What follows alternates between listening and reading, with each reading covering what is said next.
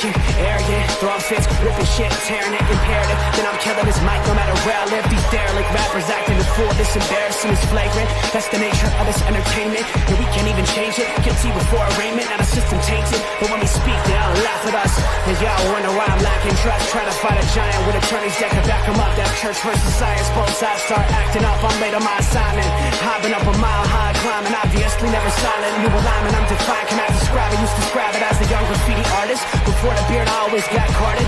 Hit every bar, even though my bar's been the hardest. The scars on my face, and I ain't always been the smartest. But I'll show you where my heart is. I said I'll show you where my heart is.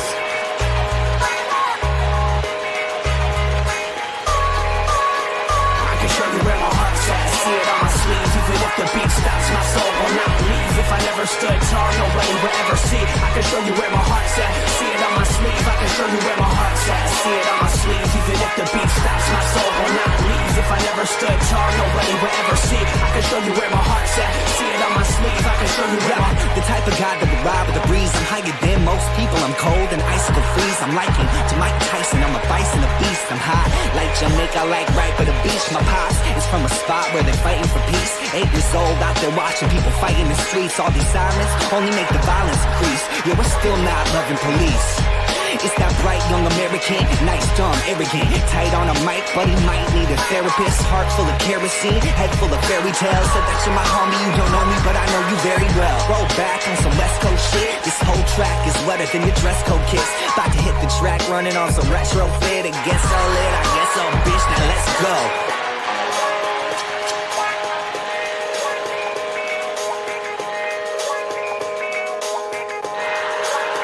I can show you where my heart's at. See it on my sleeve. Even if the beat stops, my soul will not leave. If I never stood tall, nobody... Come on. It's Tuesday.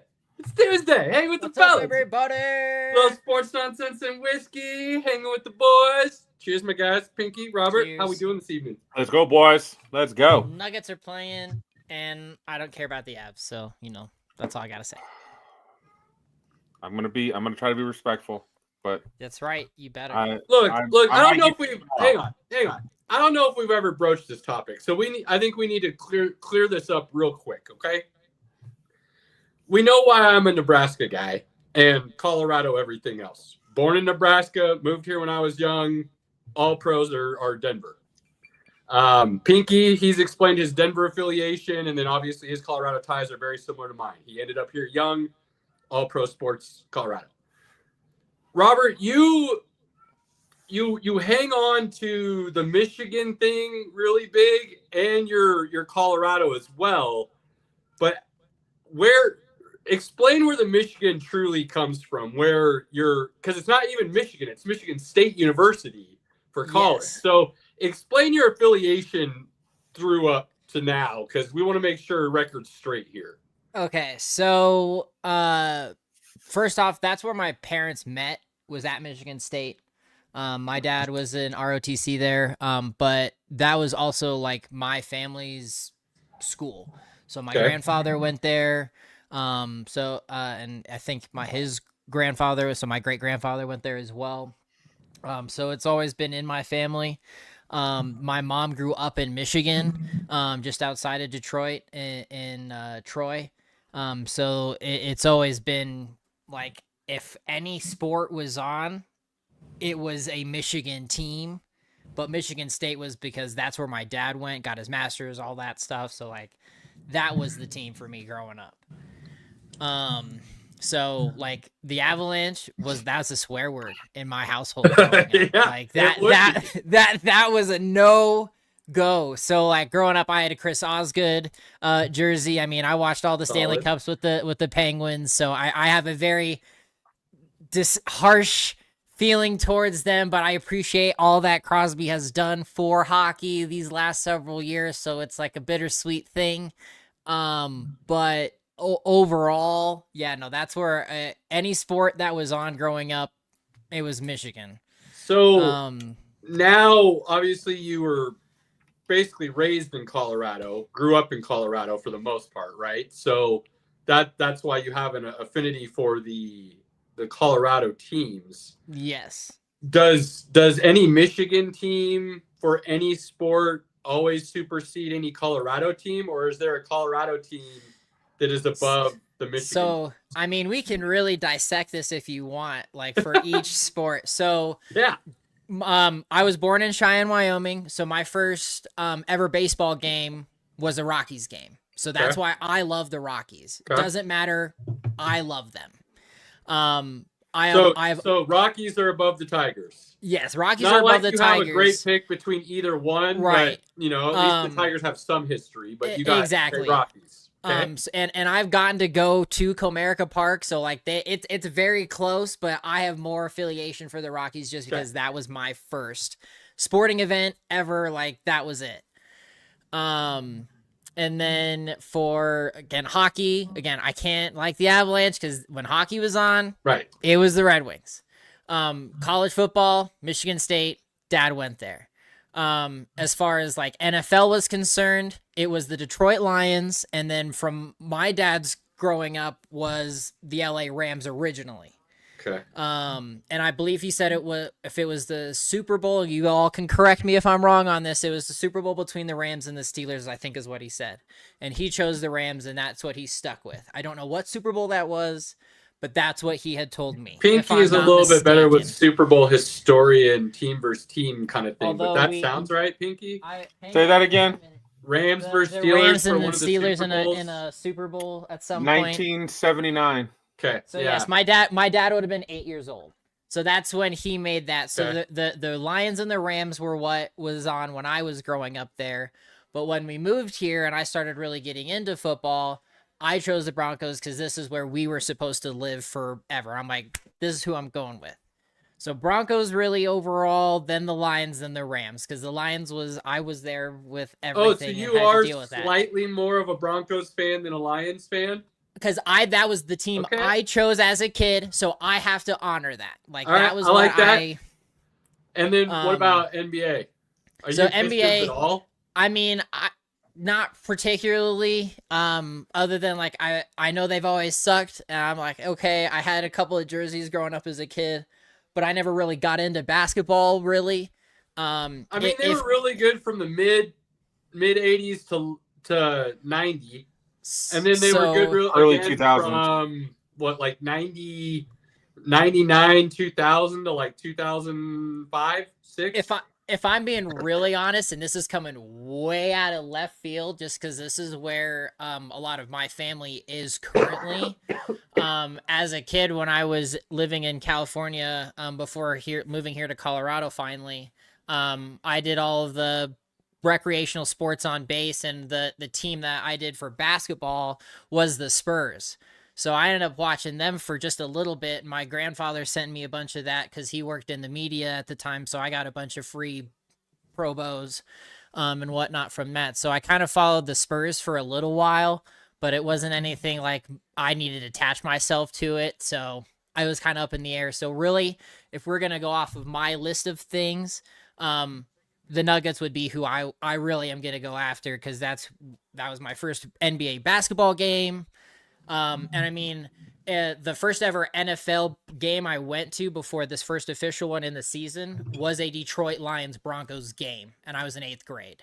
So like even then I couldn't, like, it's the Lions Broncos. It's right there. Okay. And the Lions beat the Broncos in that game. So, you know, it. Not that that's really anything to tout, because that was the Tebow era and whatnot, but I was at that game. So yeah. That really is my affiliation of sports. And then we've already talked about my soccer thing, so we don't really need to get into that too heavily. But yeah, so that's kind of where all my sports since we're doing the rundown, who's your UFC fighter? Oh, I mean, so for a lot of personal reasons, because this is who I really followed the last several years, would be Patty, the Baddie. Yeah, I really like a lot of what he stands for personally outside of the ring and in the ring. For all of the people that don't know here, I do have a semicolon for a lot of reasons. So it's a kind of a suicide awareness thing. And that's a lot of what Patty stands for. So that's really where I put my allegiances. Like it. I like it. Yep. I like it. All right. I like Patty. Patty's cool.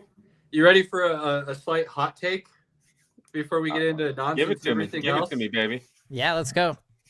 So I grew up a Nuggets fan, but I also have always had an affinity for the Pistons because my second grade teacher, her sister, I believe it was the head of public relations or something along those lines for the Detroit Pistons in the late 80s, early 90s when they went through their run. I always send her sister, our class, a bunch of free swag. So I had like all their championship t-shirts. Like we were first world country, right? So we got the actual winner of those championship games somehow. But yeah, so always grew up watching them and kind of always keeping a close eye on what the Pistons are doing because of it. And I think Grant Hill is the biggest what if in NBA history. And I say that because there is a possibility that had he stayed healthy and never gotten hurt the way he did, we may be talking about Grant Hill as the greatest to ever play the game. Legitimately. Well, I don't know about that now. For sure. No. I'm not taking that take. I'm not taking that. He would be. I told you I was coming with a hot take. Pinky. Look, we would be talking about him as possibly the greatest ever. And I hate Duke guys, but I loved Grant Hill. And I do think Grant Hill would have been in the top 10 conversation players of all time. But there was no way he was going to outdo Jordan no matter what he did. So I'm telling you right now, my guy. It's spicy. I would make you take a hot shot right now because that is spicy. But no, I'm not taking that. Pew, pew, pew, pew, pew, pew. I'm not taking that one at all. Oh, Lord. We might be in for it tonight, fellas. Oh, yeah. Oh, yeah. All right. I don't really have any nonsense, guys. So, I mean, it's up to you if you want to talk a little nonsense. Start the Penguin. Unless you want first two. Or we want to close with nonsense. We can close with nonsense. I mean, whatever. I don't care. Let's talk some college football. Do it up. So, we had some college football games last week, Thursday and Friday. And Jamal Murray's on a heater right now. 3 threes already. Let's go. We need this kind of Jamal. We had what? Who was that game on Thursday? That was why am I drawing a Notre Dame and I don't even remember now. Why am I drawing a blank? Big Ten team. Penn State. There you go. Penn State. There you go. I got no words for this one, man. I have no idea how they blew that game. You think Penn State blew it? I do, man. I do. There is no way on God's green earth that Penn State should not have run that game. Notre Dame's okay. I don't think they're awful. Well, so here's the question. Because I had Penn State winning. I just thought the way they were playing, their offense would be able to dominate a little bit, and their defense would be solid enough to stop Notre Dame's run game for the most part, based on what they had done the week before against Ashton Genty. Did we? I'm second guessing myself now really bad because I'm wondering, did Penn State just have a bad game, or is Notre Dame's defense that good? There's been talk all season that it was the best defense in the country. There are some numbers to back it up. Maybe opponents don't matter as much, and they truly are just that dominant of a defense to where Penn State couldn't get anything going. And Notre Dame was able to be consistent enough in their game plan offensively to where the end of the game rolled around. They just kind of wore Penn State down, and then it kind of steamrolled into what looks like a bigger blowout than it actually was, because that game was really close the whole way. Penn State was always there if they could just make a play. They just couldn't make a play all night. So it got to the point where time ran off the clock and there was no more game left to where Penn State couldn't do anything about it. There was talk Drew Aller could get himself into the top 10 conversation had he won that game, as well as had a good game in the championship game. And he was awful. He did not play well. He did not play awful. well. But again, that's why I'm like, he was playing pretty good ball. Is it really just Notre Dame's defense was that good? Like, did Marcus Freeman and his staff come in with a game plan that was so perfectly executed that Penn State got beat? Like, and I don't think people are still trying to blame James Franklin. Like, his record against top 10 teams, top 5 teams, big games, things of that nature. It's bad. It's like 1 in 13 or something like that. I don't think he had a bad game as a coach. I don't think he got out-coached. It just truly looked like Penn State got outplayed. Like, no matter what they tried to do, Notre Dame was just a little bit better and they stopped it. Like, that's just kind of what it looked like all game to me. And it looked like Penn State was kind of always close because they're two good teams, but Penn State just couldn't get anything going for whatever reason. That's just kind of where I'm erring on now, that side, because I don't think either team played great, but I don't think either team played bad.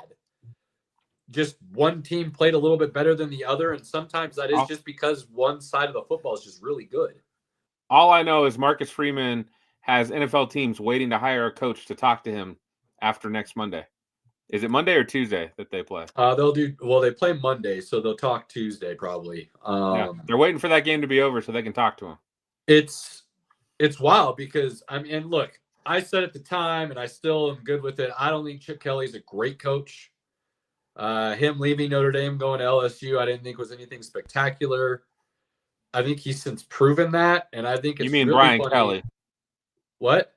You said Chip Kelly. You mean I'm sorry, Brian Kelly. I said Chip Kelly. That's ridiculous. Kelly's, but yeah. Chip Kelly left a head coaching job to go be an OC at Ohio State. Chip Kelly was like, you know what? I don't want no part of this. I just want to be an OC. I don't want to deal with the BS anymore. Yeah. No, sorry. Brian Kelly leaving Notre Dame and going to LSU. So, and he said it's because he wanted to compete for championships, and he didn't feel he could do that at Notre Dame. And Marcus Freeman now has Notre Dame in the championship game in the first ever college playoff, which, if we're being honest, is probably the hardest championship to get to that's ever existed, because you had to win multiple games in a playoff system to get there. Yes. You didn't just have to be in like the top 2 and the AP or coaches poll vote you in, or the BCS and the computer votes you in for the top 2, or the other playoff where it's just 4 teams and you play 1 game to get in.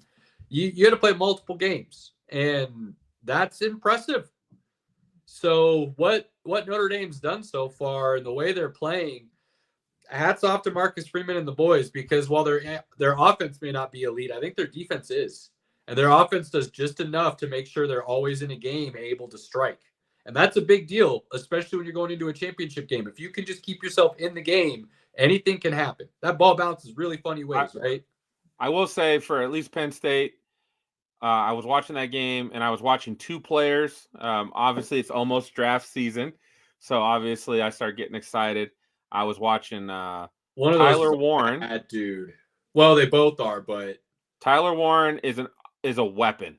Yeah, he is a weapon. They couldn't get him going. Oh, Notre Dame had him locked down. I mean, he still had like 70 yards, and he had a couple other plays. They were such a quiet and it was non-impactful 70 yards. He had a couple 20-yard plays, and it's like they couldn't do anything off of that. That's what I'm saying. Like, they just never turned into anything impactful. Like, yeah, he had some solid numbers if you look at it, but then you look at the scoreboard and you're like, oh, what? Like, what do you get those catches when it was like 1st and 20 because of a holding? You know what I mean? Like, and they just so. But I did think, again, he showed out like why everybody's starting to hype him up. Dude, and then Abdul Carter on defense. Dude. Holy moly.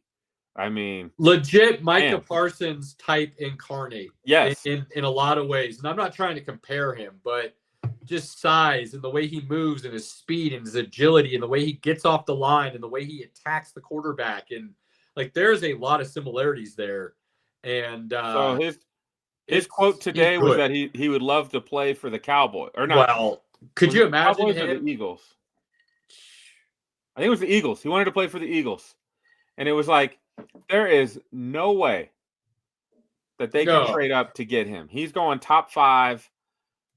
Just put a pin in it. He's going top 5. Unless Howie finds some way to trade trash for treasure and move all the way up inside the top 10 again. I just don't see it happening, man.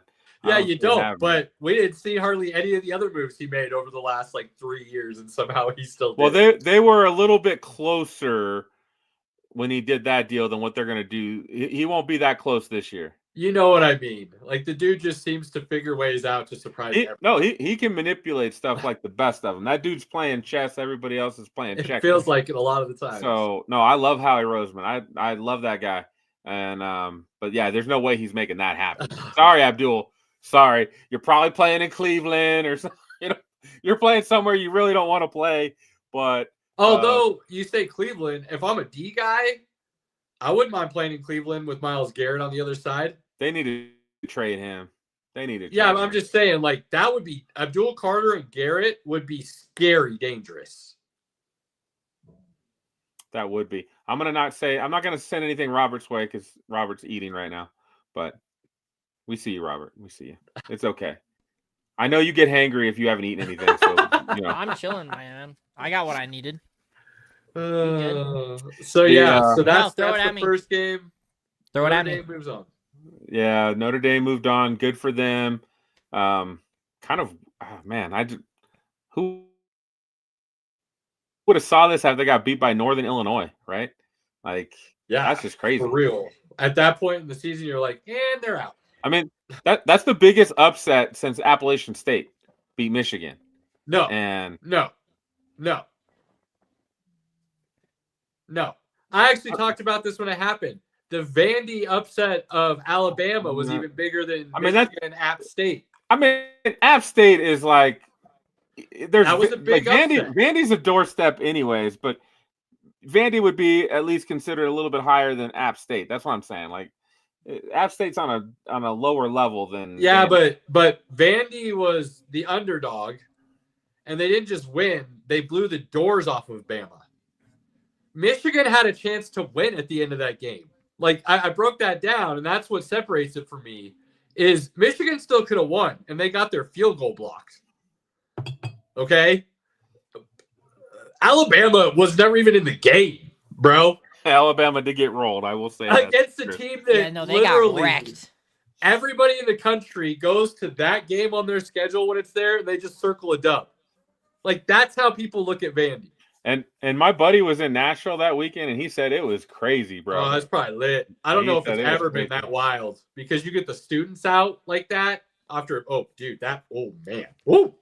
So we had. But yes, Notre Dame losing to NIU was a big shocker. So for them to come back and now they're in the championship game, which is what's great about the college football playoffs. Oh yeah, the two teams that are in. If it was just 4, these two teams wouldn't have been in the bracket for 4 teams. No. But based on everything you've seen this year and what you've seen in the playoffs, they probably are the 2 best teams in the country, legitimately. And they got to prove their way into the championship game. Friday night, we had Ohio State, Texas, which, again, I watched. Junior is an Ohio State guy. So, of course, we were watching. And I was shocked. I was just shocked. Ohio State had nothing going against that Texas team.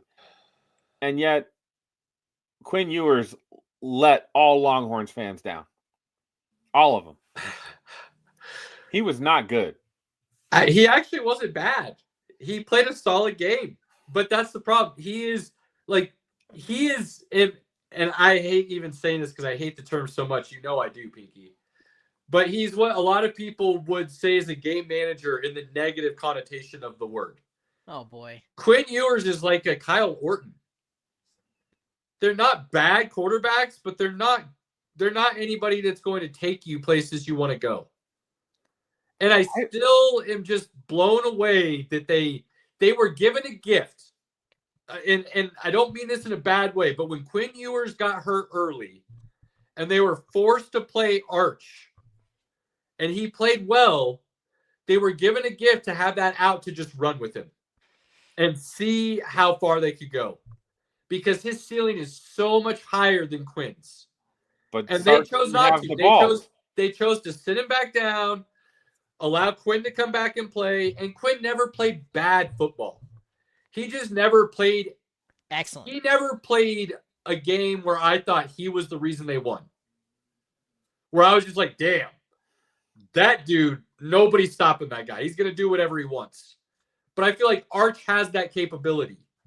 And if you let him play all the way through the season, you would have won enough games to get into the playoffs still. I fully believe that. And you would have been so much more dangerous in my mind. And they chose not to. And I think they paid for it in that game. They were scared. Because Quinn is very much in the pocket, and that's it. And if you're playing arguably the other best defense in the country that can bring a lot of heat, especially that big boy, Sawyer? Jack Sawyer. Is that it? Jack Sawyer, I think. Yeah. That dude's a beast. And if they're going to bring pressure all night and constantly have that pocket collapsing, and your quarterback can't do anything outside the pocket, you're going to be in trouble. And that's what ended up happening, I believe. And while Texas defense is really good, and that front seven is pretty nasty, they just couldn't do enough to overcome the fact that Ohio State's defense is just as good, but Ohio State's offense was a little bit better than Texas.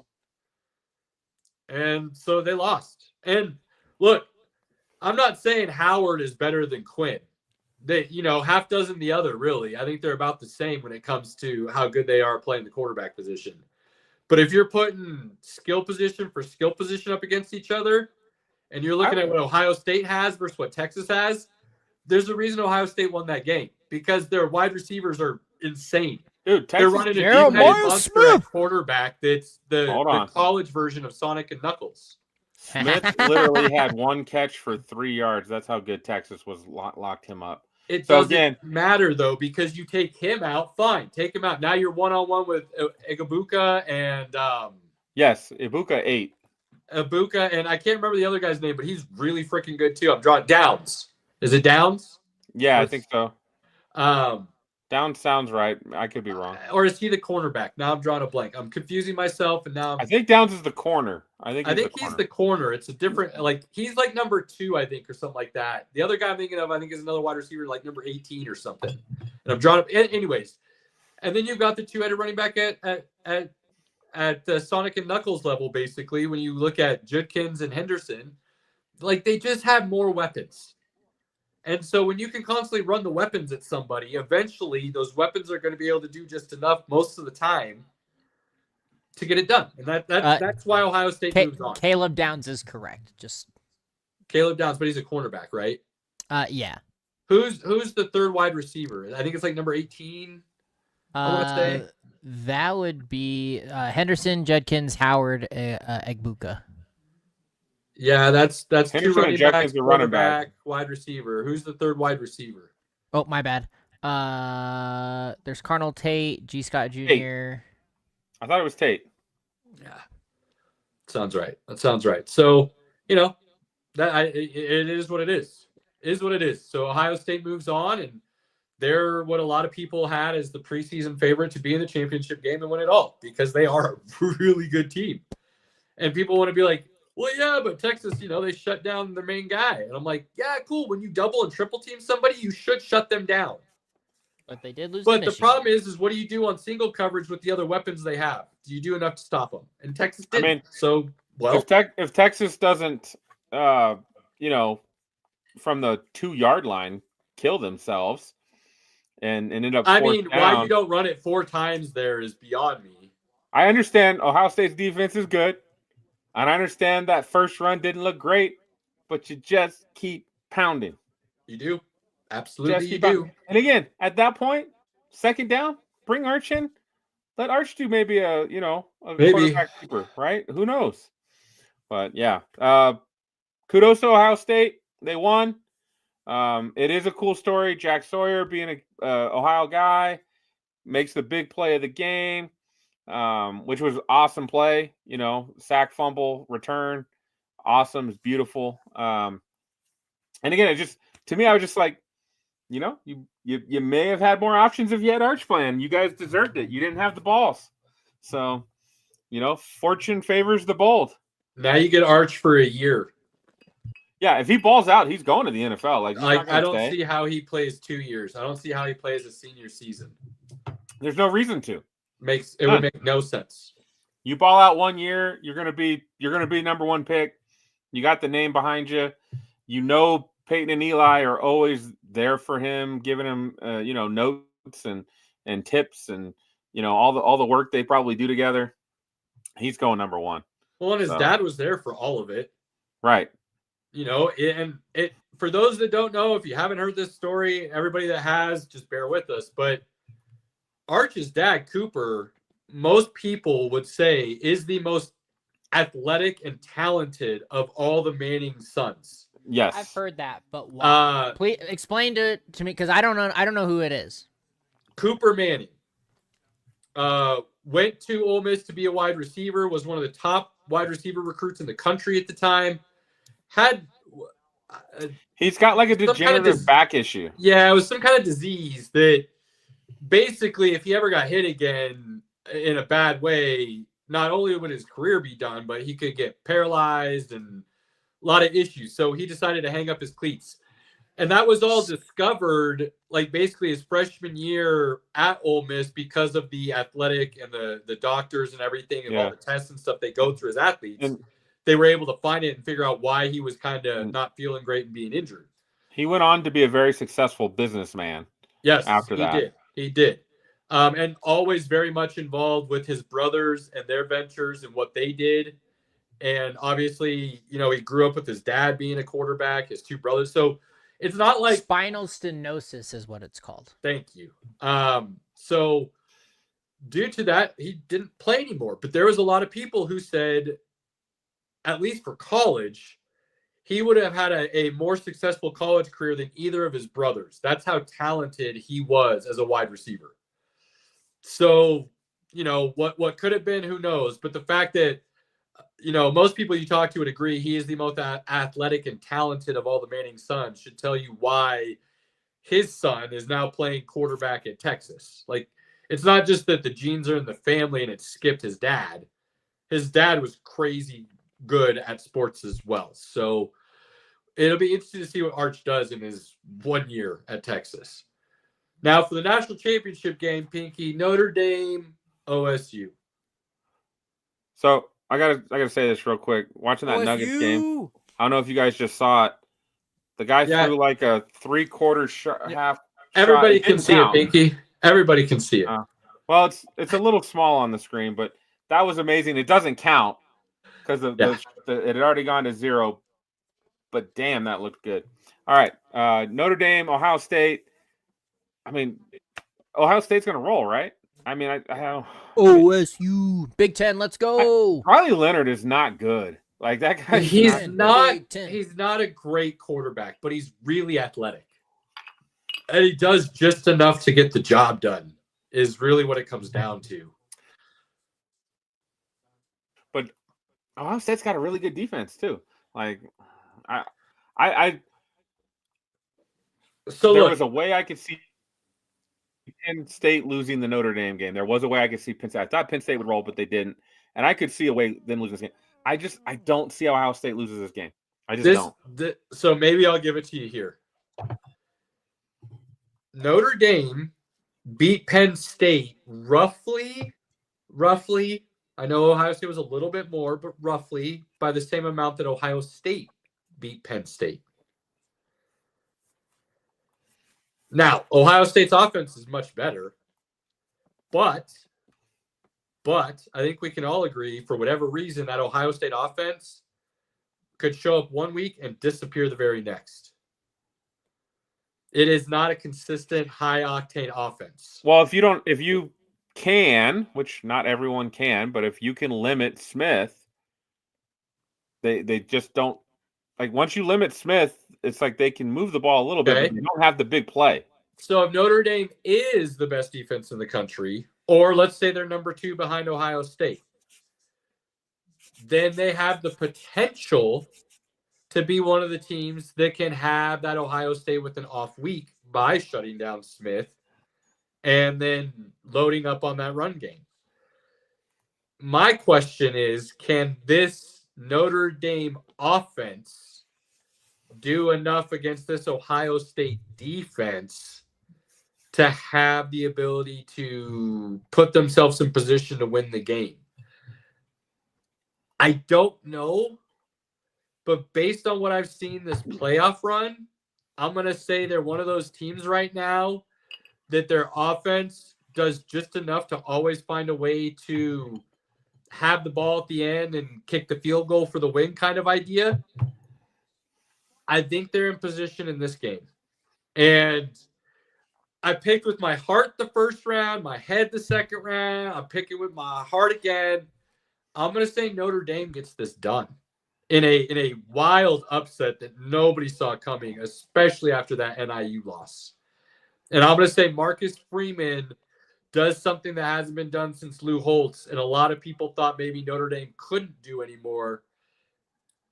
And they're going to win it all as an independent.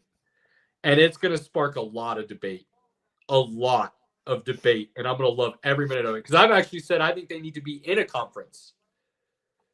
And everyone said that for the longest time. It's because of the equal footing kind of idea for everybody.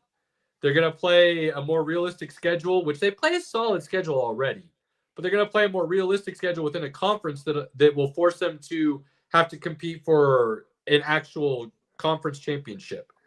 And that's the idea where I think it needs to be implemented in that sense. Because right now they just get to play their 12 games, and because of their record, they're in. They don't have to play that big moment game that's do or die, in or out kind of thing because of it. Right. So that's why I thought they need to be. Not because of like, well, they can't be independent and get all that money. No, but go make your money, baby. I'm all for that. As an independent, they have to work harder to get in because they don't have an automatic ban by winning their conference as well. So that's also true. So you could argue that as the devil's advocate side of that for sure. But that's kind of always been my thought. Not because like I think I don't like that they think they're better than everybody else or all those other weird arguments that people throw out there. I just think it kind of levels the playing field more if they're in a conference rather than being out of conference. And also getting to kind of cherry pick your schedule year in and year out can do you a lot of favors. That it can. So, and you don't have to play that team every year, right? That one team. Exactly. You just don't have to play them. So they do keep USC on their schedule every year, but USC's been down. It's not like it is in the past, so that's not even much of a thing. So there's some arguments on both sides, obviously. But I would kind of always lean on I'd like to see him in a conference because of the fair play ideas. Which, one of my favorite memories growing up is when Michigan State pulled the fake field goal for the touchdown against Notre Dame when they won. That was awesome. This guy was pulling epic. out Michigan. I mean, anything he can do to talk about Michigan State. I can remember. I'm just trying to make the conversation relevant. All right. I can remember as a kid, Cordell Stewart throwing a bomb on Michigan, and my parents were out hanging out with friends, and they called us from the bar. Like, this was before cell phones, right? My parents used the bar phone to call the babysitter at my house to talk to me and my brother about the play because they knew like we were such big sports fans and everybody's going crazy and stuff.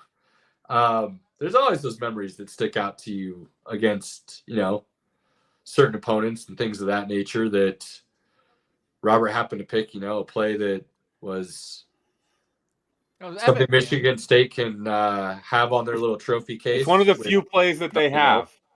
ESPN just showed it not like 2 months ago. Like, it was epic. What are you talking about? They haven't been very good in a while. I brought up the Michigan play because since D'Antonio, yes, you're correct. I brought up the Michigan play because I have heard a lot of Michigan fans, and it blows my mind. Like, it makes no sense to me. But they're talking about how the Ohio State championship, if they won it all, would mean nothing because they lost the They rivalry lost to game Michigan. And I'm like, that's some That's delusion. facts.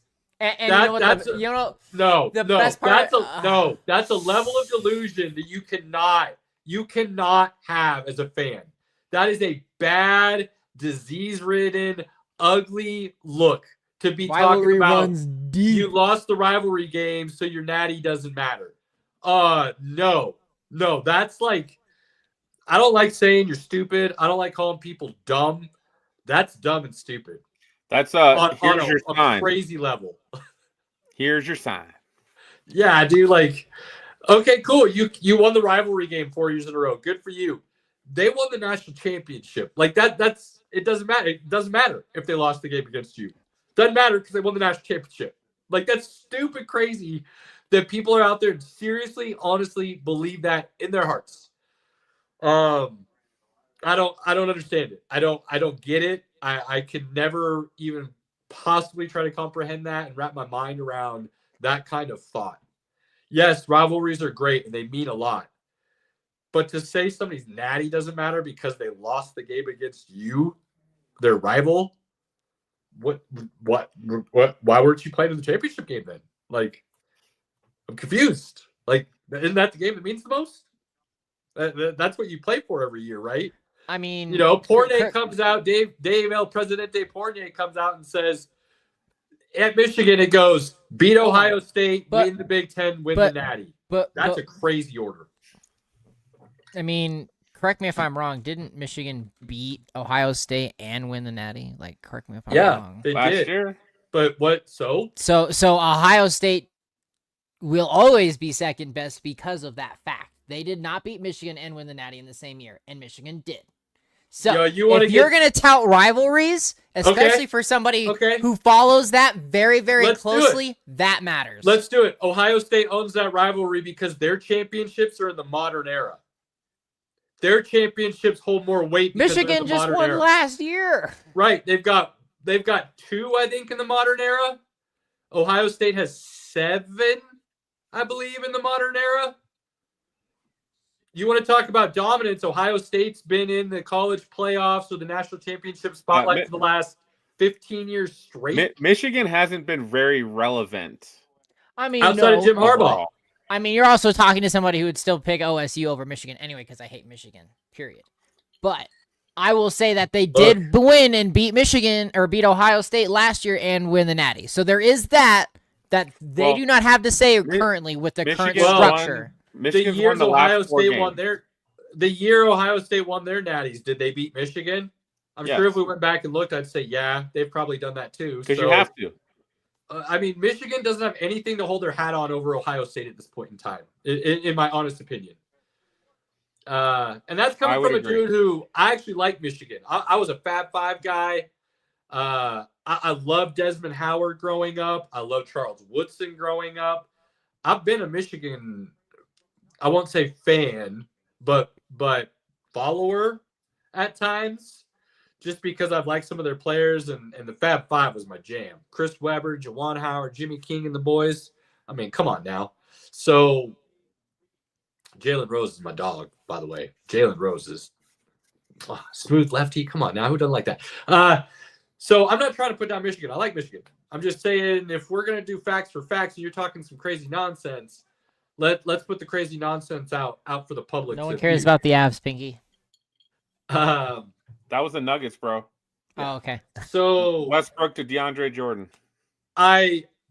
Look, on paper, Michigan. On paper, Ohio State should win this game. In my head, just looking at the tail of the tapes across the season, Ohio State should win this game. Nothing about me picking Notre Dame truly makes sense unless Notre Dame's defense truly is the best in the country and they're elite in a way that allows that offense to just do enough to get by. I'm telling you, I'm kind of picking with my heart right now, but it just feels like it's one of those years where Ohio State is not going to show up and Notre Dame, they're just going to have one of those weird, crazy runs. Notre Dame has not won in a long time. 80, I want to say 88 with Lou Holtz. Yeah. But they've been to the national title game, I think, twice in the last couple times. 15 years, I think. One of them with it was Catfish Gate.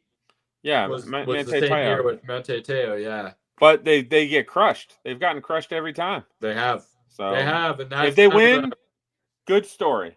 Good story. Happy for those Fighting Irish fans. There's a lot of them everywhere.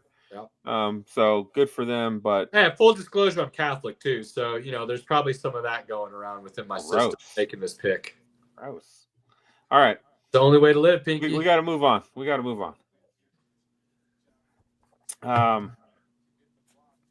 All right. Where do we want? Okay. Before we change completely from college football, we recently had the Dallas Cowboys do what the Dallas Cowboys do. And they literally wait to the last minute to make their decision on Mike McCarthy. They let his contract expire, which is a very Jerry Jones thing to do. So because they couldn't come to terms. They mutually parted ways because they couldn't come to terms. Which tells me they didn't really want him back that much, that hard. I would agree. I would agree with that. But they're late to the party now. And they can't talk to anybody really that they might want until after some of these games this next weekend. Well, they're only late to the party if their top choice, which by all reports very well might be their top choice, is somebody they can talk to whenever they want to. That is true. If that was their plan all along, then they're not late to the party at all. They were just taking their sweet time.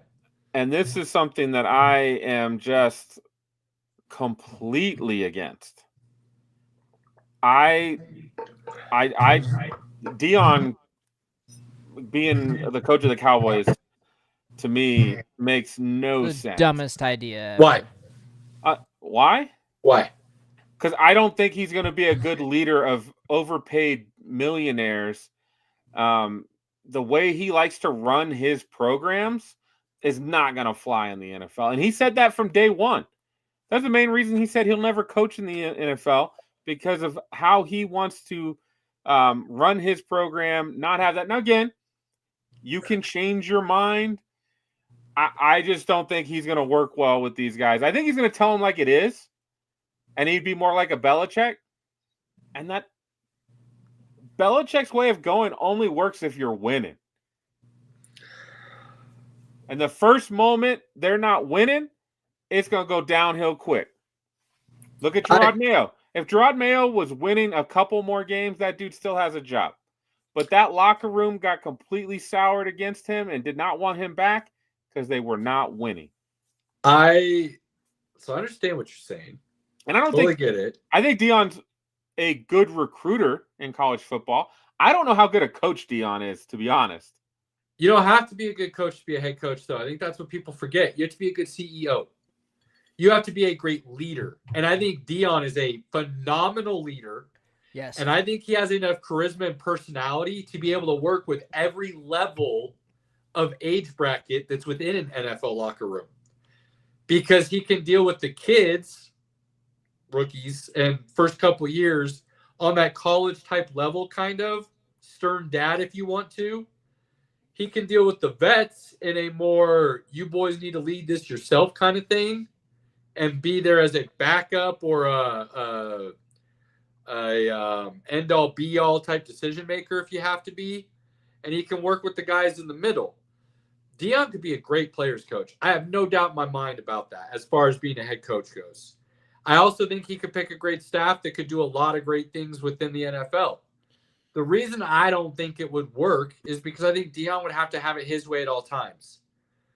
And if that's what happens in Dallas, you know what happens? And this is a scary idea for me, but I truly believe this.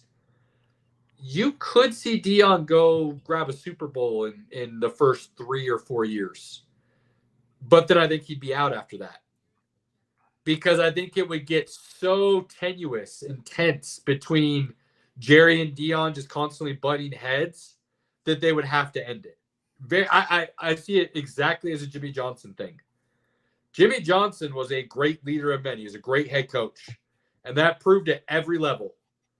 and he did his things his way. And when Jerry didn't like the fact that people thought Jimmy was running the show, that was it. Jerry made it very clear. He was running the show, and he fired Jimmy because he wanted the accolades, not the head coach.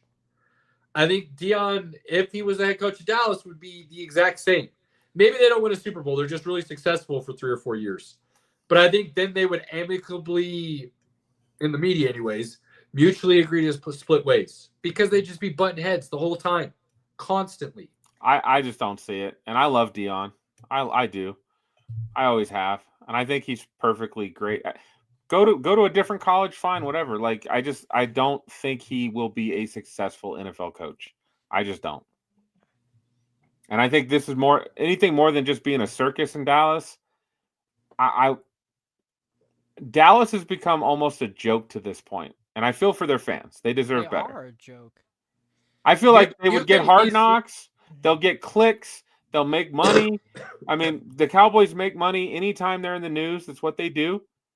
But it's not going to relate to wins, and I think that's what bringing in Deion would do. I think you could seriously make an argument that Jerry's the worst owner in the NFL. And I think I would listen to it. I'm not saying I would agree with it. Said that for years. Unfortunately, if Woody Johnson and Jimmy Haslam weren't in the NFL, I think you'd have a really good case that Jerry is the worst.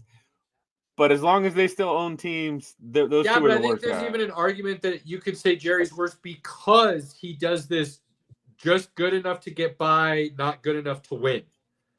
That's almost worse to do to your fans now that people have kind of figured out that's exactly what he's been doing. Rather than, look, we made really stupid moves and we don't know what we're doing. At least you know we're going to suck. Because we're idiots and we keep making stupid moves. We're going to suck. Whereas Dallas always has this hope because they do have good rosters. They do have the potential to possibly go to a Super Bowl and win.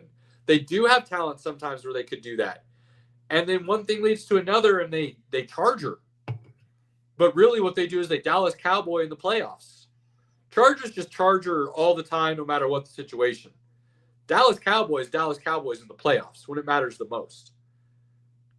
And that's been their MO since Jimmy Johnson left. I mean, Barry Switzer got one, but those were still Jimmy's guys, right? Everybody knows that. That was Jimmy's Super Bowl. Yeah. It was like everything was still Jimmy Johnson except for the head coach, Barry Switzer. So, it's arguably worse. It's arguably worse than anything any other owner is doing in the NFL because you're constantly giving your fans hope and bringing them back and never having an empty stadium because of that. But then as the season progresses and it's like, oh, we need this move or we're thin here or everybody said we're thin here and you said it's going to work out. And then as the season progresses, everybody's like, I told you so. And Jerry goes, well, the reason we didn't do it is A, B, and C. And he's always got some backdoor excuse. There is nothing better than the Cowboys meme where it's like, we them boys, something happens, we them boys, and then it's like that circle that keeps going, and like they just break your heart. It's what they do. So, but it's hard to say. It's hard to say what they're going to do. Obviously, Mike McCarthy's out. I actually could see Deion working in the short term. I don't see it being a long-term good situation. I just don't see. I don't know. I don't think he's going to be a great. I don't think he'd be a good NFL coach. I just don't. And I think he's an okay. I don't think he's an amazing college coach. I think he's okay. And he's done good things, but I think he's a great college coach. Like really, really great because, like you said, he's a recruiter. And again, a head coach. People keep thinking a head coach needs to be this great X's and O's kind of guy. And I'll continue to say, no, they need to be really good at delegating and knowing who to put in positions of power to make the right decisions for them on their behalf kind of thing. A great leader can drag people along when it's needed, but they can also sit in the back and just follow everybody's lead because you put all those people in position and gave them the power to make those decisions. And if you pick the right people, a great leader actually just gets to sit back and watch. And everybody else does the work for you a lot of the times. And that's what Deion's able to do in these situations from Jackson State to Colorado. And so I feel like now, I say all that and his first hire could be bringing Pat Schumer along as his offensive coordinator. And I'd immediately look at you and be like, I'm out. I was wrong. That was stupid of me to say. Pat Shurmur works at the college level with Shador. There's no way I would say that would be a good hire at the NFL level again as your OC. But I do think he would be good in the NFL ranks still. Jack, they ran up against a buzzsaw team in Buffalo who might be the best team in the NFL. And they were, look, if we're being honest, they outplayed their ability all season. And not necessarily in a huge way, but nobody expected them to even make the playoffs. So the fact that defense was as good as it was all season. We're not going to take Jack. We're not going to take any of this bullshit tonight. All right. I saw that on Raiders Twitter's loving things because the Broncos lost and the Chargers lost. You guys are fucking pathetic this year, and you got balls to talk shit. The Bills can put up 30 on any defense on a given day. I don't care if you've got the best defense in the NFL. They can put 30 on you because of what they can do and grind you down. So I don't want to hear that shit. If you want to talk that, we can go offline and talk it. But like, you guys were fucking putrid all year, and you're going to talk shit? Come on, bro. Let's be better than that. Jack, if you had been here from the beginning, you would have known Pete was already sparked up. So you came in when he was already hot, sir. I'm tired. Like, again, to me, that's the bullshit. Like Michigan fans thinking it's okay if Ohio State wins a natty. Like, that's stupid. Talking shit about the Broncos when your team is fucking pathetic right now because they have no QB and no coach and no GM. Like, come on. What are we talking about here? Yeah, you've got the 6th pick. Move along, Pinky. Sorry, one of my best friends is a Raiders fan, and he's even smarter than that. I mean, he wasn't talking Jack after the game. He knew what happened. They got beat by a better team, so that happens. All right, you guys pick where we go next because now I'm getting fired up. Jack must know how to push my buttons. That guy. Oh my goodness. Well, we can talk about the Ravens game. Ravens Steelers. Caleb. I mean, it's all love, Jack. I just like to give you some shit. It's just cracking up the timing of that. The timing was marvelous. Oh man. Ravens Steelers, it was what we expected. The score might not have shown a blowout in the sense of the word per se, but Baltimore. Nope, hang on, Pinky. Nope. Hold on. Caleb, keep going. No, Pinky, you gotta wait. No, I just gotta mention this. Hold on. Besides the Tampa Bay Commanders game, all these games were fucking turds. All of them. That was the only good game of the weekend. I mean, yes, you're right. None of the games were great, and kind of to tie in college to pro, everybody's talking about this, that, and the other with the college game and some of these blowouts. Indiana got a lot of heat, and they're now only 2 losses of the season were to the 2 teams playing in the championship game. Blowouts happen no matter what you set it up as. It's always going to be there. It'll always happen. You're never going to have great games no matter what. Like, that's just not the way it works. So, look, yes, Pinky, you're right. They were all pretty much shirts except for that Bucks-Washington game. But that wasn't the point. Anyways. I'm just saying, at the end of the day, like, all these games were so bad. The best teams won. The teams with the best quarterbacks won this weekend. I'm going to say this.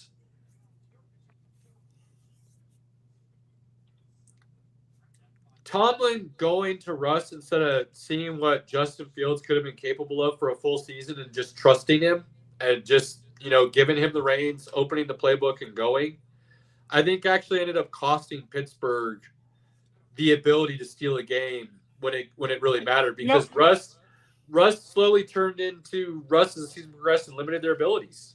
Wait, Caleb, I'm going to cheers you because one thing I will admit, Justin Fields had done nothing to make the change to Russ. And I felt like they pulled that too quick. You could have let it run a couple more games. If Fields really shows you like, hey, this guy, he's not getting it done, you got that easy pull. Once you put Russ back in, he had to completely flounder to then put Fields back in. And Russ, didn't play great, but he wasn't completely awful, but he was what we saw in Denver, like the last 5 games that they lost. Inconsistent, taking sacks, turning the ball over, not making plays. Now, if the deep ball isn't hitting, it doesn't look good, kind of thing. Jack, we're almost there. We'll talk about the Broncos in a little bit, but and that's a very valid point you just made. We'll talk about that. Mike Tomlin in Pittsburgh, I think it's just time. I think it's time. I think he's a great coach. I do. But every coach runs out their team. It kind of feels like it's almost stale now, and it almost feels like, and this is crazy to say, but it almost feels like he lost the locker room. Like the reports coming out about George Pickens and showing up like 2 hours before the game, before kickoff on like Christmas Day, and all the other things going on with him, and some of the other things that you kind of heard trickle out here and there. It's like, it sounds crazy to say, but as a player coach, sometimes your message does no longer hit, and maybe you're right, Pinky. It's a tough situation because I don't like he hasn't lost the team. They make the playoffs or they're close to the playoffs every single, he has winning season every year. But there's just again, they haven't won a playoff game since 2016, I believe. And they've gone to the playoffs, I think 5 out of those 7 seasons. Something like that. So there's a disconnect here. And sometimes you just need new voice, new direction. I know the Steelers don't like to make changes. They've only had 3 head coaches in the Super Bowl era. Crazy. Just right? Crazy. So but I get when it. Each dude has the job for 20 years, it makes sense. I get it. I like Tomlin. I think Tomlin's a great coach. I think Tomlin could go to another team and make that other team a continual playoff team. Maybe, and you can say this again, Tomlin got lucky. That Steelers Super Bowl that he won was very, very lucky in 2009. Again, I still think the Cardinals could have won that game. But yeah, but to say you got lucky, like, you're in the Super Bowl. At that point, I don't think luck has anything to do with, the ball can bounce crazy ways. I wouldn't say, they played a really good game. James Harrison, that wasn't a lucky interception. That was an incredible play. No, that's one of the best plays of Super Bowl history. You know what I mean? So it's not like they didn't make plays to have a chance. So that's why I lucky maybe, but I did feel like Arizona maybe should have won that game, but still, that catch by Santonio Holmes was stupid. And I still don't think he got the second foot down. I've watched the replay multiple times. It's questionable if that toe is touching grass or not, but either way, that's a hell of a catch. He did catch it. It's in a spot that nobody else could touch it. They won, but other than that, I know they went back to the Super Bowl in 2010 against the Packers, and the Packers Aaron Rodgers at the height of his powers was amazing. So other than that, though, they haven't done anything. And again, unfortunately for the Steelers, right, they were in the AFC with Brady and Manning. Well, but I also don't think it's all Tomlin's fault. They held on to Roethlisberger 2, maybe 3 years longer than they should have. Definitely, I'll give you definitely 2. Fault. Right, definitely 2 for sure. But I'm just saying that you could maybe argue 3 if you wanted to. You could say for a couple of Roethlisberger's years, they were focused more on the offense than the defense, which the defense is what had made them what they were. There was that. So, but I do think it's time. The Ravens look so damn good. So damn good. I am. Gosh, I kind of wish this Ravens-Bills game coming up. We'll talk about the Bills some more. I wish that was the AFC Championship game. Well, we'll get there. I really feel like this is the best finish the divisional rounds on both sides, and then we'll get to right. I'm saying I'm sad. I'm sad that it worked out that we're getting this game this weekend. Let's finish the wild card, then we'll talk divisional. But so Pittsburgh, Baltimore. Lamar did not. He kind of broke away from that myth of him not being able to play against Pittsburgh, and they've got his number, and he can't play well against them. He didn't have a huge game, but he had a really good game. And then Derrick Henry going off, and it is what it is. So Baltimore's dangerous going forward. There's no doubt about it. They really are. Derrick Henry looks amazing. Rashad Bateman. They didn't even have Flowers. They'll have Flowers hopefully this weekend. So good, man. So let's talk about Buffalo, Denver next, Pinky. Jack's asking some Denver questions. We'll answer a couple. All right. All right. So, I mean, look, plain and simple, Denver is not a great team right now. They're a good team that I think they played have a potential. little bit. They played a little bit above their level this year and found themselves in position to be in the playoffs. They're a year or two ahead of schedule from where they really want to be, which when you can fast forward that rebuild or the reload or whatever you want to call it, that's always a plus. So, look, if there was any Broncos fan out there who truly thought Denver was going to win, I'm sorry that your hopes were busted that badly. I'm not saying that was wrong to believe that, because there were scenarios in which Denver might have been able to win a game and steal one, and we talked about those. But, if you really went into that game as a Broncos fan going, we are winning and upsetting Buffalo, we're going to shock the world, like, your bubble got burst pretty hard because you got blown the F out, right? Like, sorry. And especially after that first series. You go up 7-0 on Buffalo with that deep ball to Franklin from Bo Nix. You're hyped. You're feeling really good, and then you never score again. So, it got progressively worse the whole game for that situation. We're able to get the ball right before halftime, and we drive down to kick a field goal, and the field goal doinks, and you're like, oh, man. So it is what it is, but they're ahead of schedule. That's a good sign. You've got some great pieces that balled out this year on the defensive side. The question going forward will be, can they repeat that performance? Not necessarily the numbers, because especially on defense and the line and the linebackers and stuff, you don't necessarily have to repeat the numbers every year. It's, can you continue to make the other team focused on you and their game plan every year? And if you can do that, then your defense is always going to be good because other guys are going to be able to make plays. So there's some question marks still on the defensive side because they're young guys. They're unproven until this year. So can they repeat that? If they can, the defense is good for a lot of years to come. The question is more on the offensive side because they have some weapons, but they still had a rookie QB, and they don't have a weapon on offense that the other team is like, oh shit. They've got some good pieces. I do believe Cortland Sutton, and I said this to start the season. If he's truly healthy, I believe he's a low-end number one. I do. I think he's a really good wide receiver.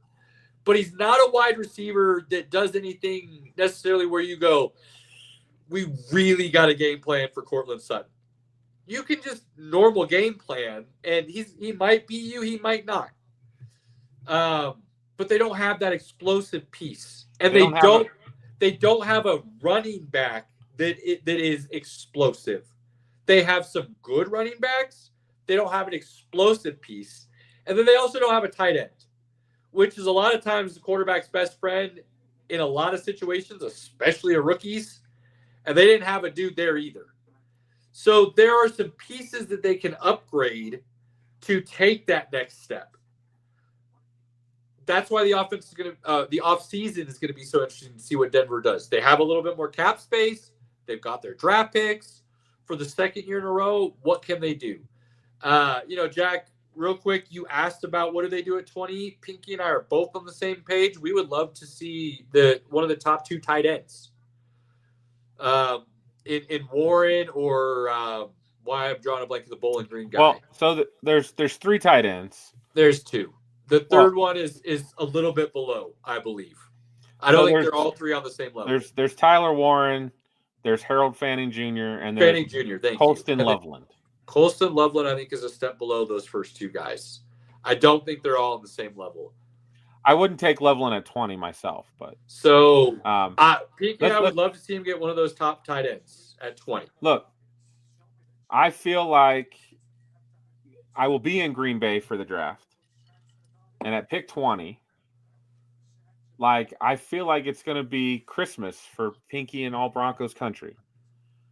As long as we draft an offensive playmaker, it's going to be Christmas. Whether that's a stud running back, I think Genty will be gone. I'm not really even being delusional about that. A lot of people are like, ooh, Broncos could draft. Broncos are not getting Genty at 20. If Genty goes at 20, it's because he went into all of his interviews and slapped the GMs or just threw his dick out on the table. Like, he did something really unprofessional that they're He like, would oh, have we to can't tell draft everybody he's only going to play for Denver or he's going to go to the CFL. Right. And he's not joking. Like Like, that, it would have to be like that. He'd have to do something really crazy for him not to go top That's 10. not happening.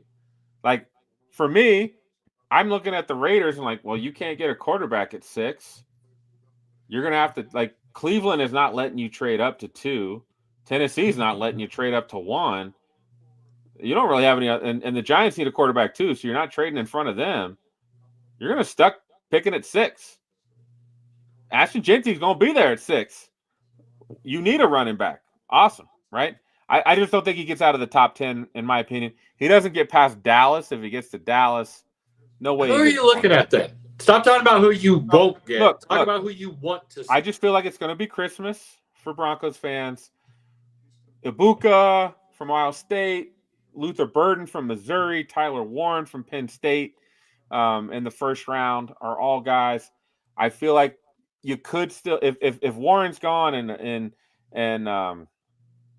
Ibuka's gone and Burden's gone, you could trade back a couple picks, grab a couple extra, and then grab Fannin. I think Fannon's going to be a pretty big playmaker. Warren, Fannin, Burden. If you don't get one of those 3, I think you blew the pick. I think you can get one. I think Burden. I think Ibuka is really good. I don't see him as a true number 1. I see him more as a Jordan Addison type, not a Justin Jefferson. I would take Jordan Addison on my team right now. Not as your number 1, you wouldn't. He'd be our alpha right now. That is the fact. Yeah, but that would be, again, you're still not getting a true number 1. That's the problem. I'm going to be happy with any of them. I'll be happy with any of them. Look, if I'm being honest, I wouldn't be mad with Ibuka as like a 4th option. If those first 3 are gone and Ibuka was the 4th option and that's who was there, I would be okay with that because I've said before, excuse me, if you build an elite running game and you have a really good quarterback, you can get by with your wide receiver core being a bunch of 1A or high-end 2s. If we had a stud in that way, so you could do that. If we had a stud running back this year, it would have been a whole different level. Well, the Broncos could get their stud still in round 2 or round 3, possibly. We'll talk about that as the draft comes up, but we're not going to do that now. There's a lot of, again, Santa needs to bring Pinky, a running back, a tight end, a wide receiver, a linebacker. Jeez, that's a long list, buddy. Probably a new safety. They could look, Jack. Honestly, they could pretty much go anywhere they want outside of quarterback in the first round, and it wouldn't be a bad pick if it's one of the top-rated guys at their position, and they have the ability to do that. So, if the best offensive lineman somehow kept falling because it was your top offensive guys in the quarterback, the running back, wide receiver, tight end, and then it's a run on defensive guys, and the top offensive lineman's there at 20. That wouldn't be a bad pick for the Broncos either. You know what I mean? Sure. So they're in a good position. Look, in all honesty, as somebody who's been a Debbie Downer, a little bit on the negative side with the Broncos over the last couple of years and their decisions and things of that nature, they can't really go wrong with their pick at 20 this year outside of, drafting a quarterback. Well, and again, I think they're in a good position that if the guys we kind of want aren't there, because they're already gone, we can trade back and still pick up some good guys as well. All right. So that's enough Denver Broncos draft talk. Back to playoffs. Bills are rolling. And I said this before, and people kind of gave me a little bit of grief, but I said the Bills' offensive weapons are not anything to scoff at. And I did say Josh Allen, I think, is the MVP because he did a little bit more with less overall than what Lamar Jackson did, and I'm a Lamar guy. That's my dude. But James Cook is a beast. And when they let him eat, he eats. That dude eats. They have Kincaid, who a lot of people thought would break out this year, and injuries and some other things, he never quite got rolling, but showed some of the potential that he can be and how dangerous he can be against the Broncos. They've got some wide receivers who can do some. They're kind of that idea of, I got a bunch of 1As, not true ones, but Coleman could end up being a true one. That dude's got some potential. He does. Amari Cooper is really good. They just haven't quite got the chemistry with him and Allen just yet because he came in halfway through the season. Shakur is his dude, and when he's finding open space, they're rolling. So there's weapons, and they have Josh Allen, right? Like, Buffalo is a really scary, good, dangerous team. And everybody said that defense was going to be down this year because they lost pieces. They lost their big names, this, that, and the other. And I said at the beginning of the season, I think they're going to be fine. And they've proven to be a really solid defense all year.